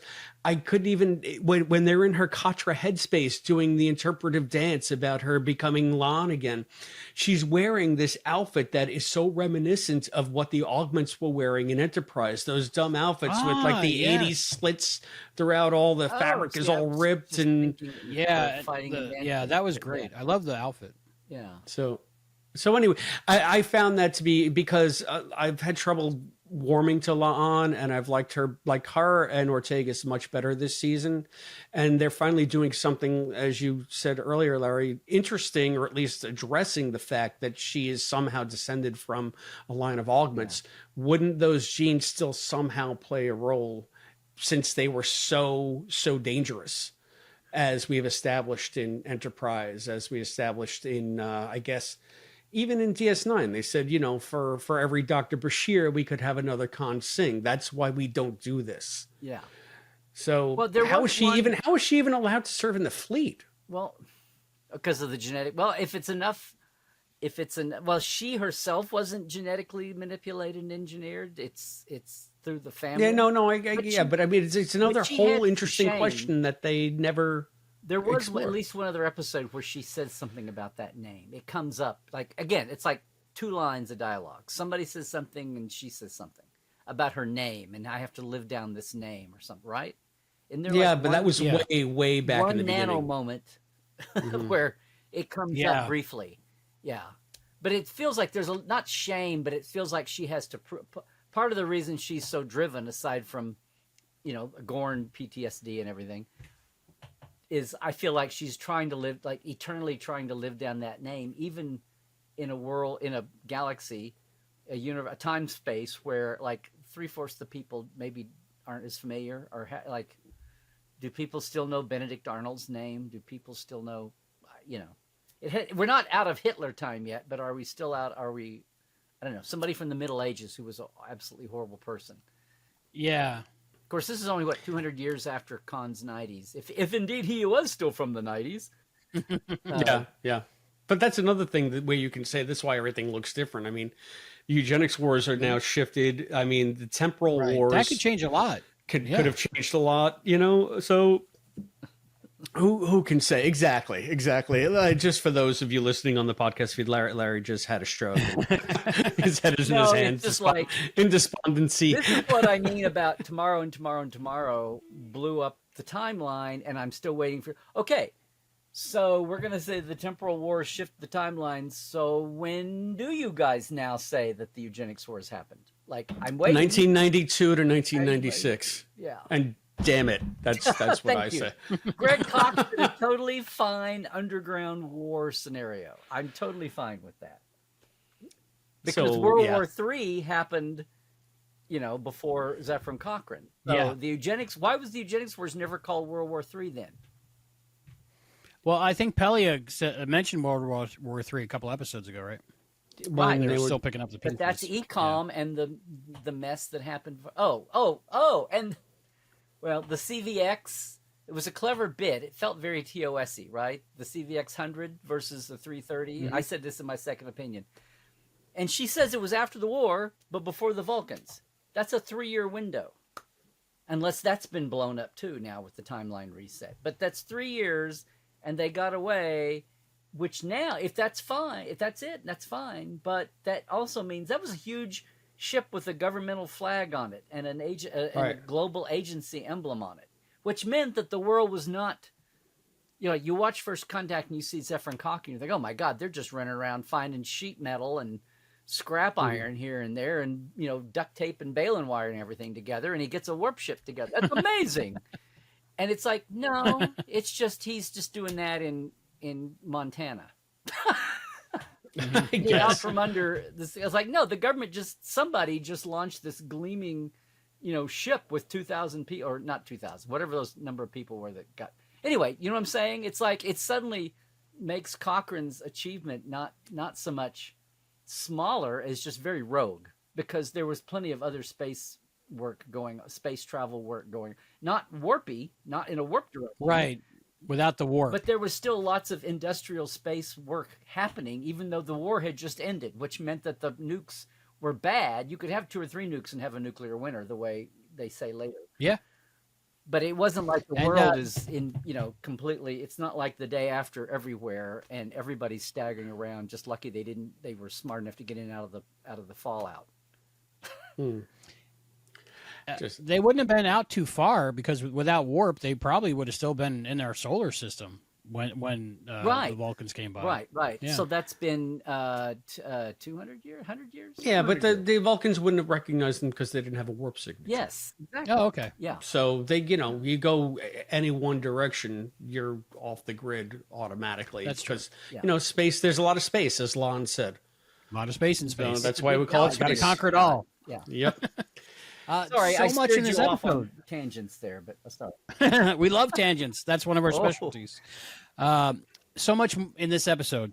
One beat I loved was the when we had Doug, which we haven't even talked about that Oswald yet, which would be the main thing in any other episode. Albie, I thought at first you were cosplaying Doug. I'll take it. Hey, if Rebecca Romaine is into it, I'll take it. I love that little like Hallmark movie romance comedy fake setup of a relationship that Spock and Una were going through in front of Doug, and just the back and forth. I just love that. What do you guys think of that part? Because I like those kind of movies about Una out of the like. This show is going along, and then all of a sudden there's a thing for Una. Oh, I had this crazy, wacky, makes no sense relationship. Like what? What? This was the part of the episode. I mean, I love Patton Oswalt. I think that he's a talented, funny guy. Yeah. This is the part of the episode that bumped me the most, that just went into like 70s sitcom territory. First of all, why Una is just completely flummoxed, and she can't even, is this guy giving off some kind of pheromones that makes her dumb? And then she's like, oh, we're married. It's like, what? This is the most competent, capable person on the ship. And it's just like, all of a sudden she's a dithering idiot because she loves Patton Oswalt. I get it. That's the joke. Yeah. Yeah. But it's just such a disservice to the character, and I have to decide if I care. So I don't really care. I know they did it for the laugh. Well, that's why Una had to get away from him, because she wasn't herself around It's him. just She gets lost all control. and again, because reasons. It's nonsense. Well, they really did it so Spock can do his Katra research that apparently he's incapable of doing on his own. Well, you need a Katra expert. You need a Katra expert because it's very delicate, Larry. Okay, but can I? Okay. It makes as much sense as anything else in this episode. What the hell did Katras have to do with reclaiming the 4 turned Vulcans? Oh, I can tell you that. It was because the 3 were turned by persuasion and interaction, and it was only and Una's log. And Spock goes into her headspace. But here's the thing: Right. if they were newly arrived Vulcans, if they were newly created Vulcans, the Katra is your Vulcan soul, right? Right. So they just didn't want to say. So they still have human souls, is essentially what they were saying. Okay, like that's their what essence I is. mean. They have like 5 Your million essence is Katras. still human. They might have been genetically altered, but their essence, the core of them, is still human. They just didn't want to say soul because it's Star Trek. So they Spock say Katra instead. So it's like Spock and Doug went into their minds and talked to their human part that was remaining. Okay. And finding out, and then maybe that's how this is how now we're seeing the backstory of how Spock learned to put his Katra in McCoy, because Doug trained him in the ways of Katra. Remember. Right, there we go. Come on, you're with me on this, Larry. Come on. no, that's what I said in the beginning. The boat has sailed. The ship has sailed. We got to figure out how we're going to get to the next port. If there's a leak in the boat, you gotta get those cannon corks out and plug it up. Mm-hmm. Okay, so Doug is responsible for He's responsible for the fact that Spock lived longer than anybody else. We'll take happenstance for Doug, because without that, we wouldn't have our Spock. Okay. 3, 4, 5, 6. Okay. Reboot movies. Doug is the reason that Spock is a Christ figure. Yeah, there you go. So do you think Doug is that's the name of your episode right there. Doug is the reason Spock is a Christ figure. So were they making fun of Patton Oswalt? Was that what it was? And I'm sure he was up for it, because they did that whole reveal where you see this one, I think he was a Vulcan or something, some leading man, handsome type, and then he moved out of the way and Patton Oswalt was there. Yeah. It was just a joke. That was joke. Yeah. Is the gag. Yeah. That's the gag. The gag is he's a troll and she's hot, and it's I get. We've all seen those couples. I've been part of those couples. I get it, but it's how they made it, how they brought it off. Yeah. Mm-hmm. So please tell me that Patton Oswalt was like a huge Trek fan. I mean, I haven't read this I think he is. Like yeah. I would assume, right? His nerd cred is legendary. And I think he is too, but still, I would have liked to have a few more layers of press release and short, people mentioning it on a con stage or something that's picked up in a viral short now. Something. So well, now he can go to the cons and talk about it, hopefully. I think that's another reason why they added those that extra scene at the end, because he wasn't really in too much of the episode, like for such a big guest star for me. But that's because so much was going on. Well, it was a crammed episode. That's just it. They serviced everybody, plus had crazy guest star, even atypical guest stars, not Corby back, who nobody said it. I mean, like when he was on screen and she's yelling at him and breaking up with him. I was like, they're paying him to do a view screen scene. Really? That's it? That's gonna be that's gonna be that. And then he did come in live at the end, and all he had to do was stand there, like look back and forth at the two of them. It wasn't, wasn't much. And then hold her hand at the end, and that's about all he had to do. But I was just like amazed that they contracted him and had him come in to do that. But I guess yay for now. So you see in the flesh that Chapel and Corby, they're together. You don't know. I mean, anyway, this thing has turned into like couple city, and. Ortegas is just flying the ship, and everybody else is. Hopefully, eventually, she gets her episode, like a good episode. I think that's coming. I think it is too. All right, so I don't know anything. Okay, we got to talk about the Katra sequence, the dance sequence. We got to talk more about that. I love that part of the episode because I love the Spock and La'an dancing, and it was like a fight scene and a dance scene and a makeout scene. It kind of reminded me of like Spike and Buffy tearing down that house. I don't know that reference. I did mention the empath before. It went beyond the sexy tango to a little bit too interpretive for me. It was a little bit too floofy, dancey, ridiculous. I did like the part where it transitioned from a fight into a dance. I found interesting, but then after that, it's just like you thought it hung too long. It hung a little too long, but that's just I'm fully aware that's a Chris problem. That's not a problem with the scene. It was a beautiful scene. It just went on a little too long. Yeah, that's editing, much less directing. What's the movie I'm thinking about with the two spies? Is it Mr. and Mrs. Smith? Where they're husband and wife that are killing each other. Yeah, that's Mr. and Mrs. Smith. But I can't remember what the flow of either they're together and then they're not, or they're not and then they're anyway. Is it Angelina Jolie? There was also a new Mr. and Mrs. Smith show on Amazon with Donald Glover and another woman who I don't recall her name, but it was pretty good. And yeah, they're all just the amount of violence and shooting. It's all, I think it's like the John Wick effect. You know, what's better than a lot of bullets? More bullets. So. Oh, that's the shooting. At least it's not the, come on. It's, the Jason Bourne effect to me. It's like they're not shooting. They're just the fight that goes on forever. I don't care if they are super soldiers, you know, super amped up, like Mbenga on his Protocol 12. It's just like, yeah. Just, and that's a little bit how get fighting. That's a little bit how I can't remember now where I said it, but it's like the eternally long profile. We're taking the camera down in profile for 100 yards from one goal line to the other on the football field, like fighting all the way thing. Yeah. It's just, but that's the impact of modern movies. And like I said, Jason Bourne onward, that's one of the things in STID. STID's how I derisively say Star Trek Into Darkness.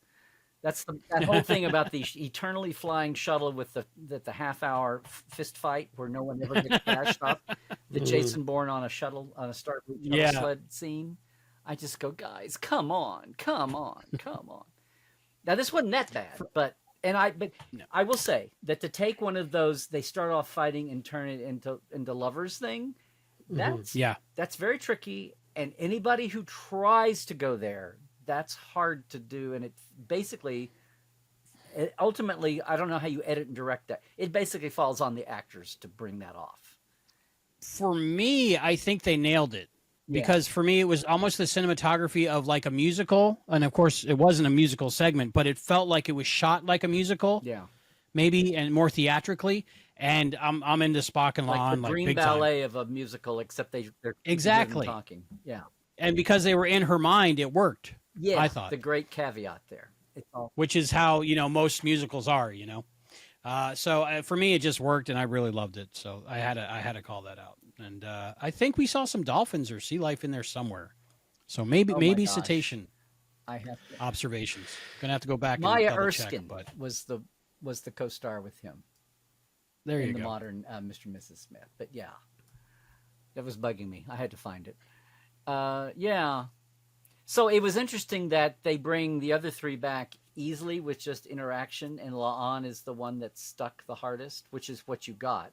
You got that implication. See, now I assumed that somehow either Doug or Spock entered their headspace, their Katra headspace as well. It was just easier to talk them back because you needed to get to that Katra point somehow.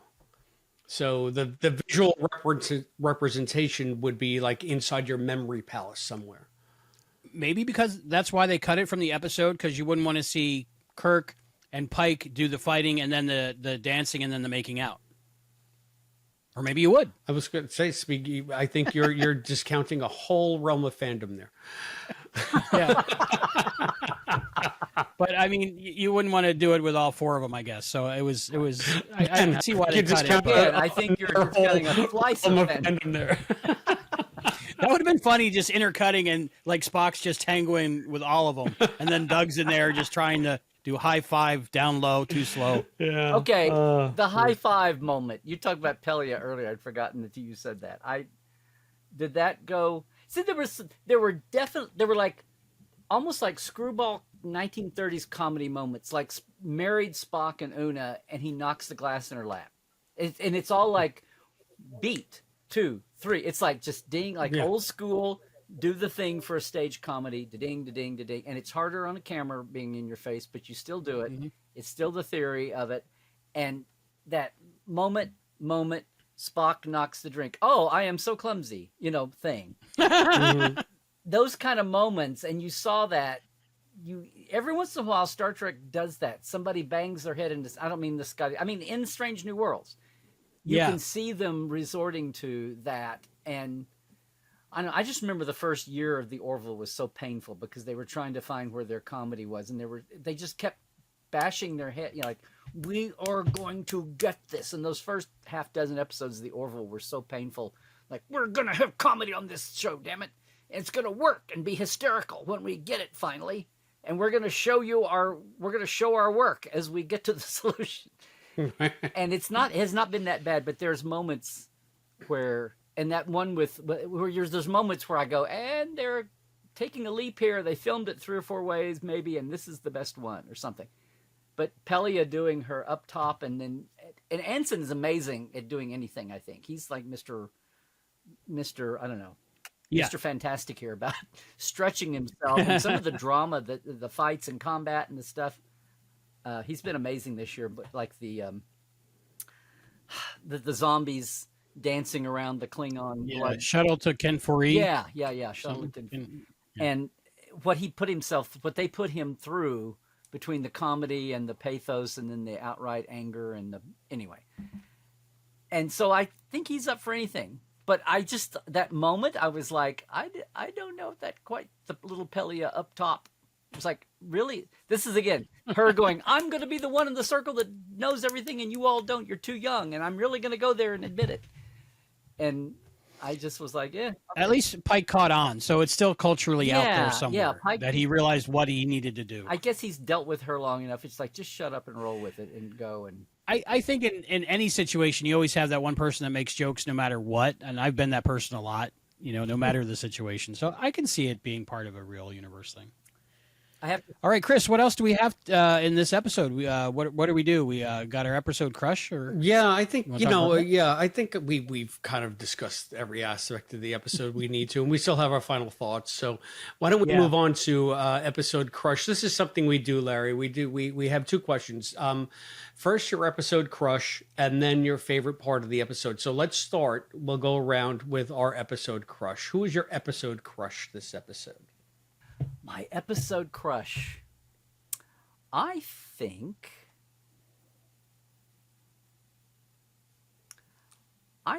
this is. I started to say this. You all were talking about it well enough, and I'm gonna say not so much about crush, but crush in an admiring kind of way. I thought that Celia / Uhura, of all the extremes the 4 Vulcan archetypes were supposed to go to, and so she forces a brainwashing. But what do Vulcans do when they do mind melds? Anyway, she seemed to be, of the 4 not Vulcans who took on a Vulcan persona, and Jess Chapel is right second to this, and then the other 2 were like caricatures and don't really count. But of the 2 most quasi-normal looking Vulcan types, I thought she looked like she had done the most effortless job at it. That's why the whole thing about the fact that then they went for comedy with, before it became you brainwashed him and it became like a date thing or something. I don't know. But before that, it was just funny when they would get up and like do they were mocking each other. They were action for action doing exactly as Beta and Uhura. And they even get up out of their chairs and turn opposite ways and march off. And poor Ortegas is just staring at him.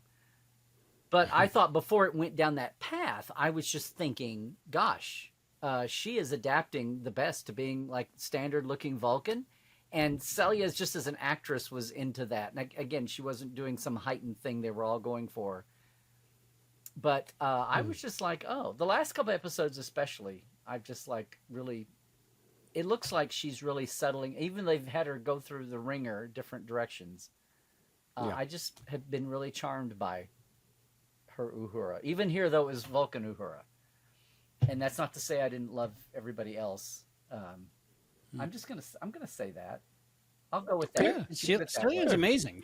She's always amazing, and she is such a good Uhura, I think.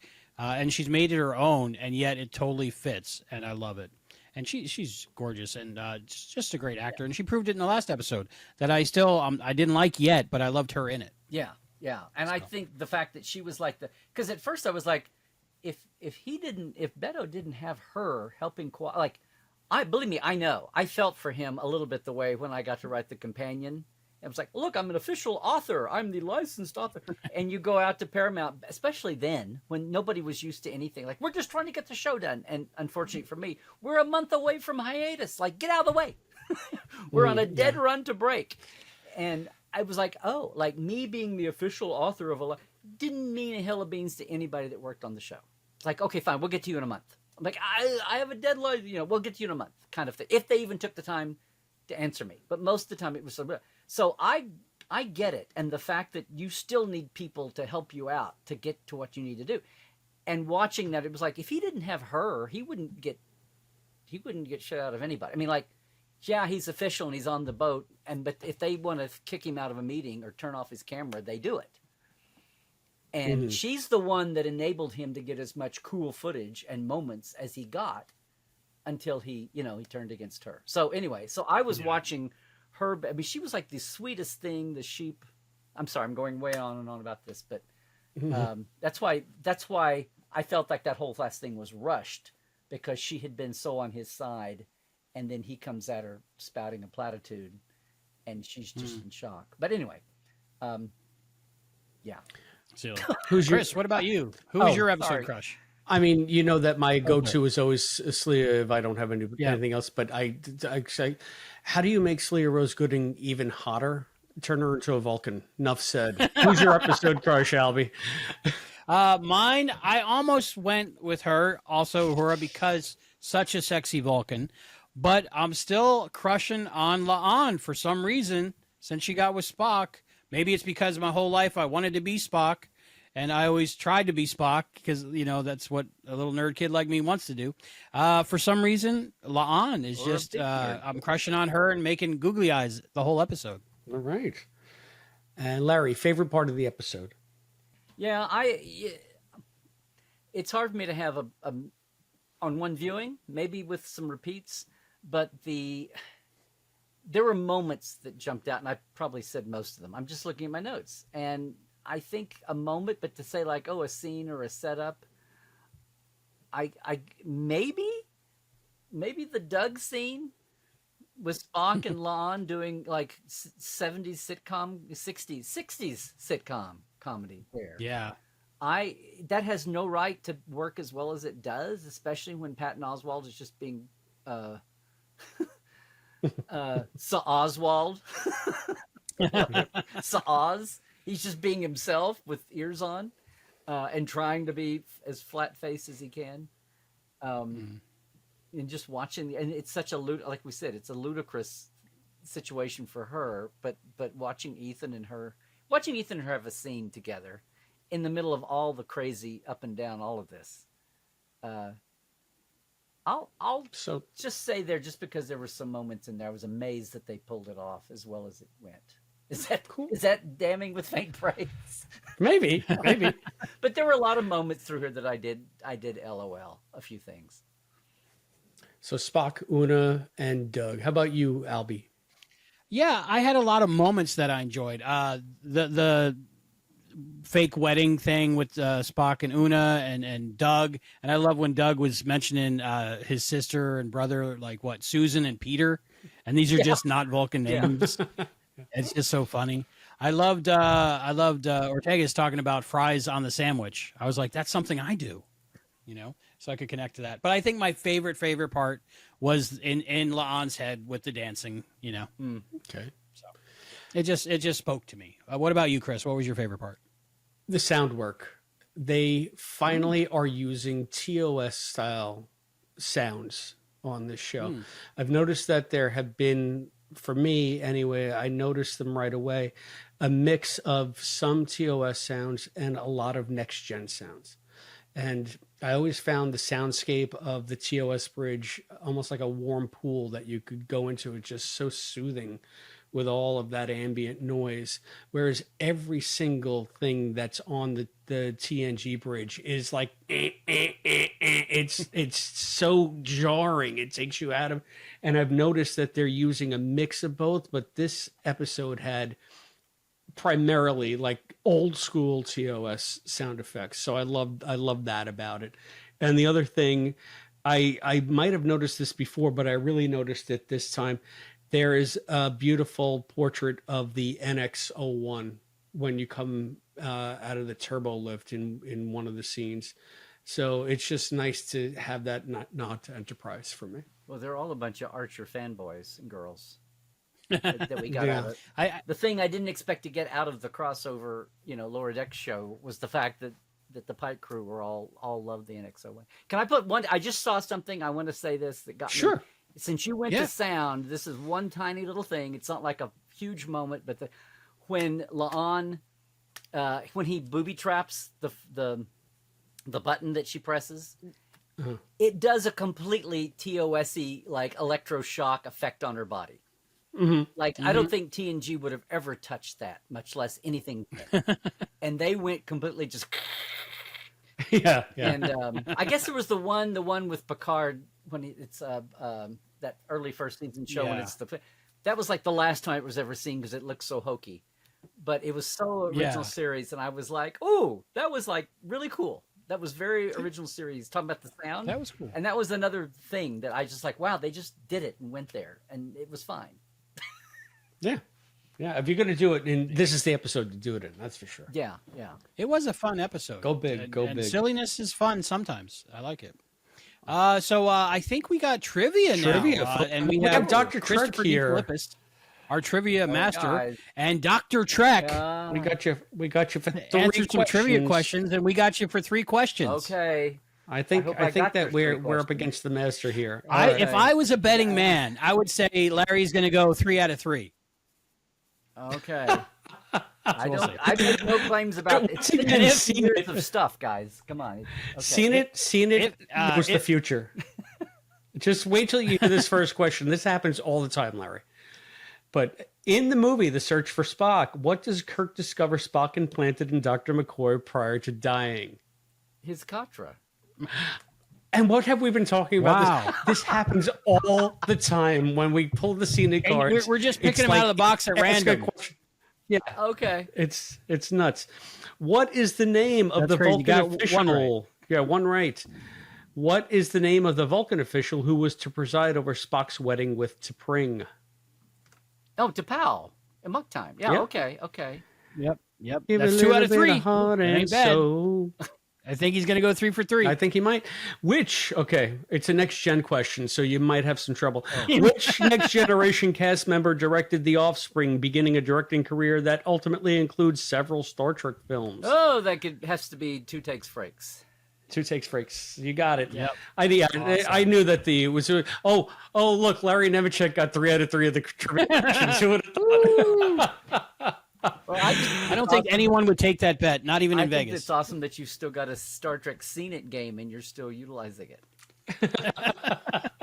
only in this context. I want to go first for Truck and Tell because. All right, what do you got, sir? All right. Well, just speaking of Enterprise, I've been prowling bookstores everywhere I go to find the Enterprise novels because I want to read them all. Oh. And this is one. It's called The Rise of the Federation series, Tower of Babel or Babel. But if you look on the cover, it has the NX-01 refit. It's the NX-01 with its secondary hull. I just noticed that today. So it's amazing noticing the NX-01 on the wall as the original with only the primary hull, and now seeing this, it was a nice little serendipitous moment. So that's my Trek and Shell, the NX-01 with the secondary. Yeah, that was Doug's official refit that was not official to anybody except the people that could affect the fan choices. That was his get back for being squashed on having the NX-01 not look anything very enterprisey. So they were like, okay, we'll make it look enterprisey by the time the show. Anyway, yeah. So, and now it's canon because it was in the Fleet Museum in Picard season 3. Absolutely, so, yeah. So there we go. So how about you? That's a cool Trek and Tell. How about you, Larry? Do you got a Trek and Tell for us? I do. I was short. So I'm gonna. People see this every week. All this stuff behind me, and it's just the stuff here. But do you see this?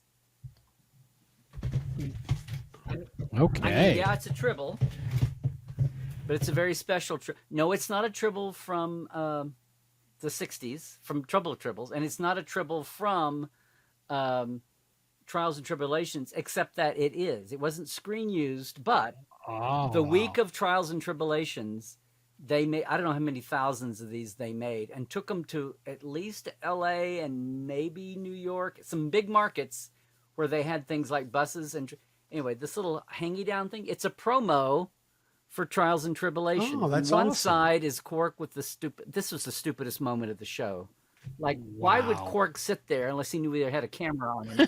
Why would he sit there for 5 minutes with a tribble on his head before? Anyway, see, it's promoting the show.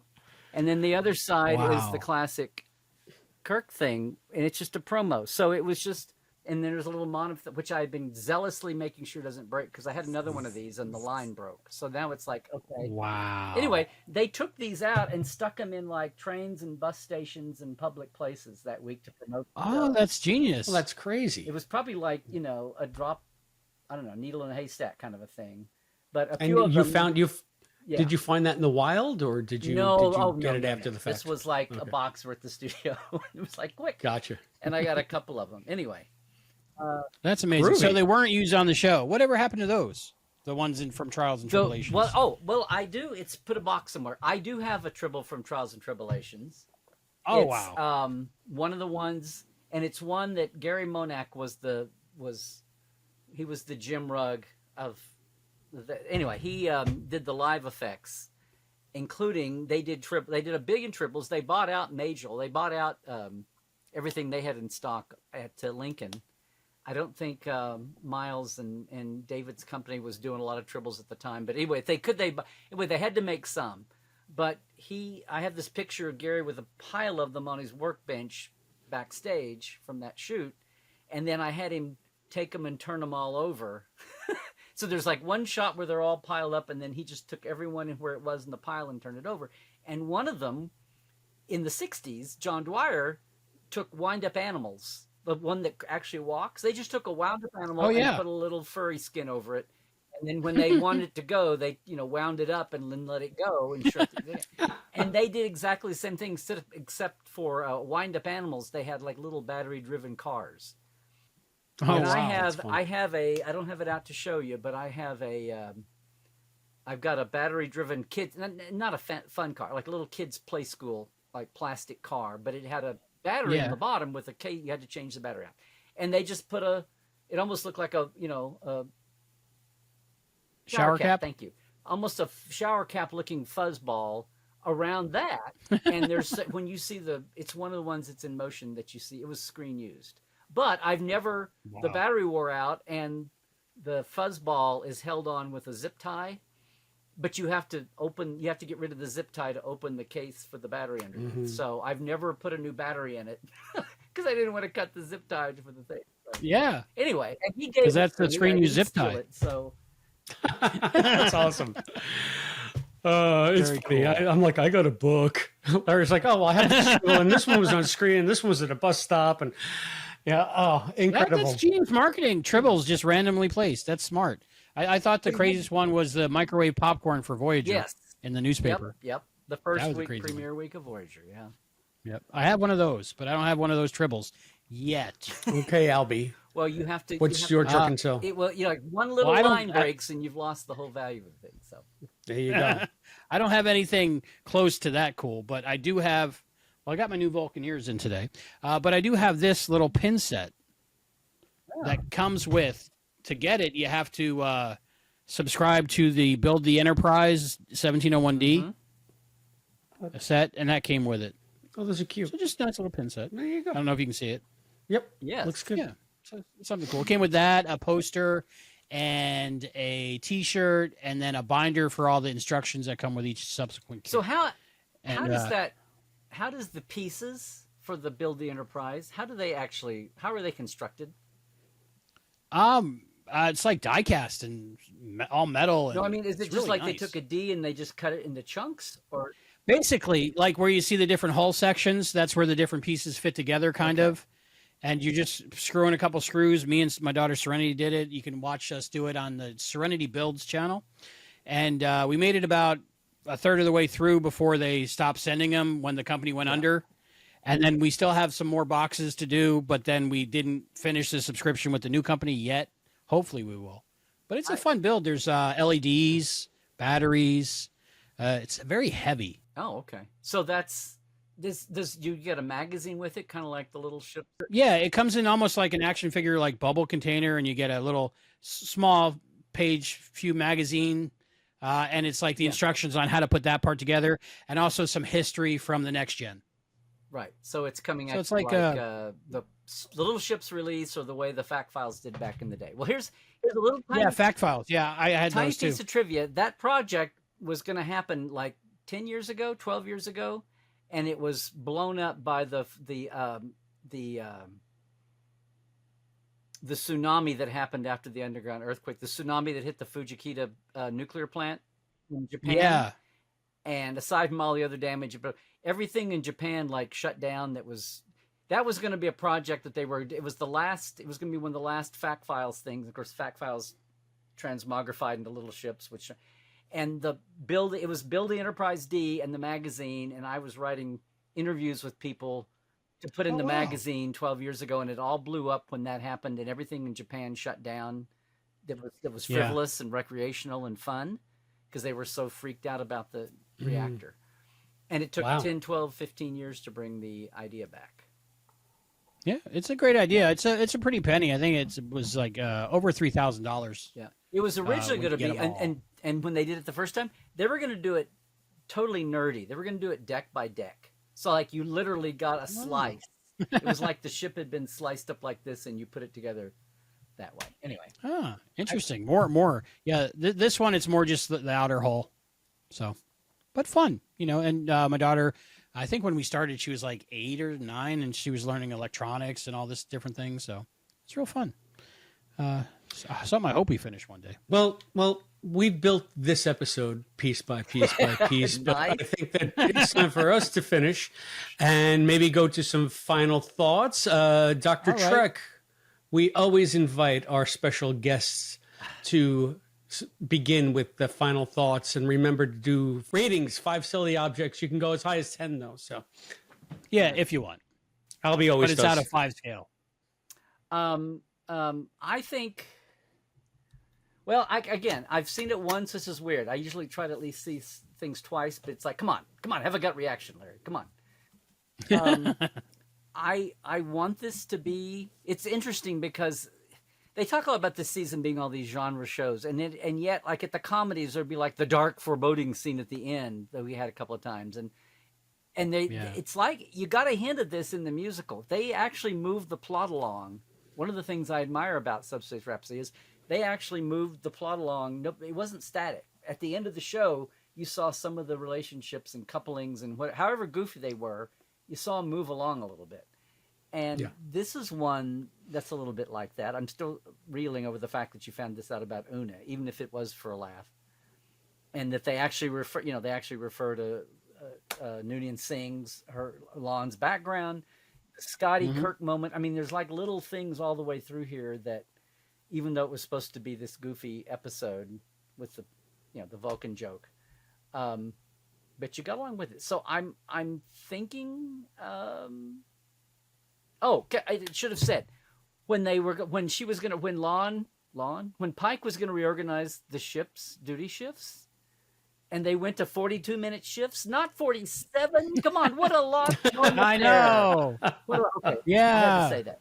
Was there a 47 in this episode? I didn't notice. Maybe, but the 42-minute shifts I thought was just a throwback. 47. That would have been. But I'm would've been gonna give it a out of 5. You guys do, or 10? Yes. Yeah, out of 5. 5, but you can go over Oh, okay. if you need to. I'm gonna say for now, 4 3/4 Plomeek sorbet cups. Oh, wow. Oh, there you go. Out of 5. I want to say 4, but I just feel like in a week's time I might not be so high. But I want to be high. So you're catching me at a weird time. Well, you got to sit on Pelia's couch. There you go. And know that Albie, I'm how about safe. you? I love this episode. I tried to figure out like what I didn't like about this episode. And like I said, the only thing that really bumped me at first was the redone opening with Pike's ridiculous Vulcan voice. But overall, I loved it. It was just good fun. I loved so many moments like we were talking about. Una, she was always like, before Stranger World, she was always such a supposed to be a cold individual, very emotionless. We see her in the cage. And then in this one, she's putting on lipstick, sticking in her bra. She's got those boots up to her thighs, and she's got this tiny little black skirt, and she's all losing it for Doug, which is great again. So there's so many things I loved about it, and I wanted to just give it 5, but since it's 4.5 Vulcans, I'm going to give it 4.5 unsatisfactory soups. Aw. Out of 5. Chris, out of 5. If you're going to do a comedy episode, this is the way to do a comedy episode. Rooted in the characters, where they're at, the current dynamics of the show being highlighted, but also being played for laughs. Not just for laughs' sake, but as Dr. Trek so ably pointed out, to also advance some of the character dynamics. I really felt like, I know we complain a lot that, we only have 10 episode seasons. We don't get like those deep when you had those 26 episode seasons where you could just do a character study because you needed the filler. Like the filler episodes were always the best episodes. This was evocative of that to me. This was almost like a filler episode, but it's in a way that enriches Strange New Worlds overall. And I think it's one of the standouts for this season of Strange New Worlds. Will it stand the test of time? I don't know, but this season has been so uneven and so just, I don't know what to think of the show this season. This was like coming home to a show I know I can love. And I think that just about everything except for the wacky marriage thing worked. So because I can't resist, Albie, I'm giving it 4.5 Vulcans out of 5. We want to know what you guys out there in YouTube land and on our podcast feed think. Please tell us here on the YouTube channel. That's youtube.com/Trexploration at Trexploration. You can also send us notes on Instagram at Trexploration Pod. You can blue sky us at Trexploration.bluesky.social. Find us on TikTok, tiktok.com/@Trexploration. Email us. Tell us what you think via email. That's TrexplorationPod@gmail.com. Send me your manifesto, P.O. Box 542, Bayport, New York, 11705. I hope the manifesto comes wrapped around one of those neat tribbles that you stole from Larry's place to send to me. We want you to support the show. Go to patreon.com/Trexploration to do so. Many levels of support there. You can also do a one-time support on this PayPal link that Albie's going to show right now. QR code it. Give us a one-time bump. You can also do that at buymeacoffee.com/Trexploration. And we want to thank once again everybody who likes, shares, subscribes. Please let everybody know about the show. We're growing by leaps and bounds. We have Dr. Trek. I mean, we have Dr. Trek. It's got to be something. And I'm tied to the chair. I can't get away. If anything, give us a subscribe and a like for Dr. Trek. Please, come on.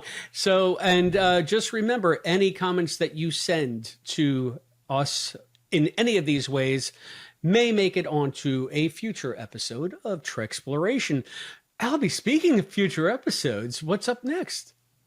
Wow. I can't believe it. We're already here. The 9th episode of this season of Strange New Worlds, season 3, episode 9, Terrarium. I wonder what it could be about. What do you think it's about, Chris? I think that they get a new lizard exhibit to make Marie feel at home. And it's just they're having heart-to-hearts in the terrarium. And they're saying, is it hot in here? Well, it's lizards. It's got to be. Also, there's going to be a proto-Cardassian in there somewhere.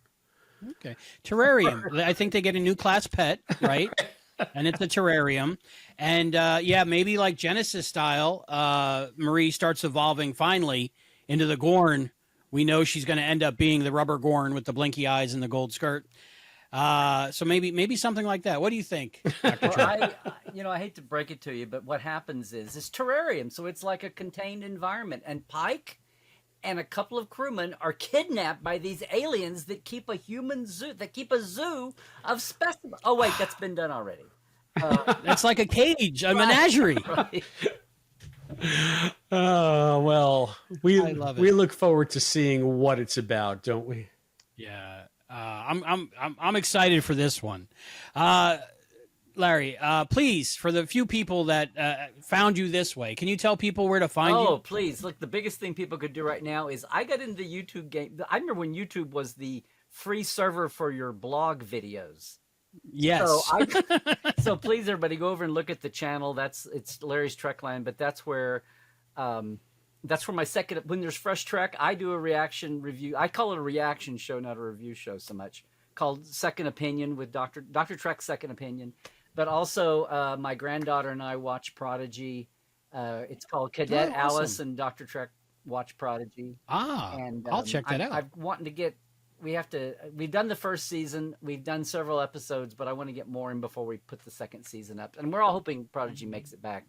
I don't know if that's going to happen. Yeah. Or I looked at a few things that were hits in kids animation, and they come out, they make a splash, and then they come back in 4 or 5 years, and nobody thinks anything about it. Mm-hmm. So maybe that'll be this. Anyway, but all the stuff that's there on my YouTube, I'd love it for people to come. Also, my live Tuesday, Trekland Tuesdays live that I've done since 2017 at 1 Pacific and 4 Eastern. Love that one. Is there the long one with the chat at the end, and then we edit it every week. So all my video stuff is up there at YouTube. I'd love that. But LarryNemecek.com, love for people to check. If they love background Trek, check out Portal 47, which is actually a paid thing for me, and cool. And our location. We have a store and we have a little Patreon, but the Trekline Treks Day Tours. And next year, my buddy Terrace at Geek Nation Tours is bringing back the big multi-day Trek tour. We just announced it at Vegas. We haven't, between COVID and other things, haven't done it in 10 years, but it's like 5-6 days going to the tour sites around. The thing that I do is a 1-day shorty. This is multiple days, and it's the week before Trek Vegas. So if you want to check all that out, just check out LarryNemecek.com, and we'll point you the right direction. And we'll have all those links below. Yep. So thank you. Yeah, the one I just saw you interview the dancer from San Diego Comic-Con. Yeah, the choreographer. Yes, that was Tuesday Live. The choreographer. Sometimes yes, it's a guest, that was amazing. I think when I first saw it, their official video of it that they released, it only had like a few views, and I was like, how is not everybody on the internet watching this? This is so amazing. Totally went from, oh my God, this is the Starship is landing committee is struck again, to like, whose great idea was this? And then I saw it and was like, oh my God, this is amazing. This is the most out of the box way to promote and draw new people in and everything. Anyway, when they were done, I went over and I found somebody and I said, who is like, there's no credits. There's no who's in the company, who's producing it, whatever. And I went over and I said, which pisses me off in the moment. But the person I happened to walk up to was the creative director and the choreographer that I had on. So I said, would you come on my live show Tuesday sometime? So sometimes Tuesday is just me on a theme, on a topic, news, Trek news. And sometime the last couple of years, I've had more and more guests on, but it's guests it's authors and people in merch world and the guy that's restoring McCoy's D. Kelly's Thunderbird original car. He bought it. Wow. He's restoring. Anyway, just odds and ends, things like that. So I really recommend it. I remember watching that dance video, and I was like, oh wow, these fans are really talented. They're really good, because I had no idea it was a professional thing, and I was like, oh wow, they know a lot about this season. I was like, do they have screeners? How are they doing all this stuff that they shouldn't know yet?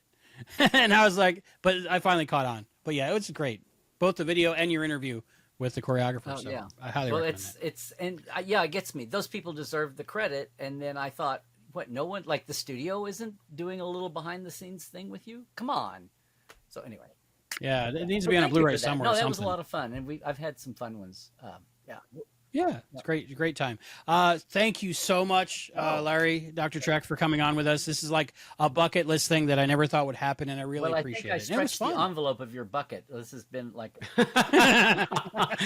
much to our in the best way possible. Yeah, it's great joy to be able to discuss Star Trek with you, Larry. So thank you for appearing on the show, and yeah, everybody down below, tell us how much you love Larry Nemecek on Trek. Like, subscribe, and yeah.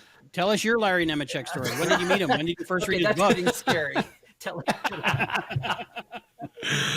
All right. So thank you. That about wraps it up. And like, subscribe, and share. And for Trek Exploration, I'm Albie.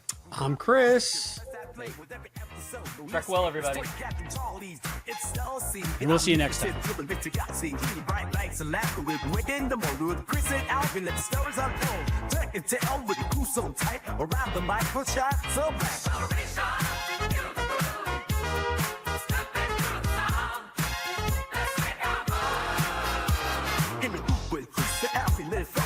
In space, oh don't you them? Got the shawls on the villages, sight to see. Do you never tell you got enough so deep? Watch it all night, we're ready for a ride. Check it to the car, side by side. Get on the rhythm as we move to the beat. And we're the podcast, we give that beat.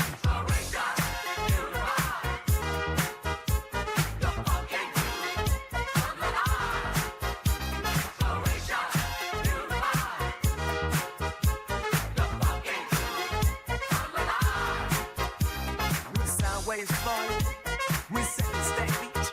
Chris and Albie Blue Widows from every age. Capture Charles, steering through the cosmic tide. Get our limited look. Tight to ride.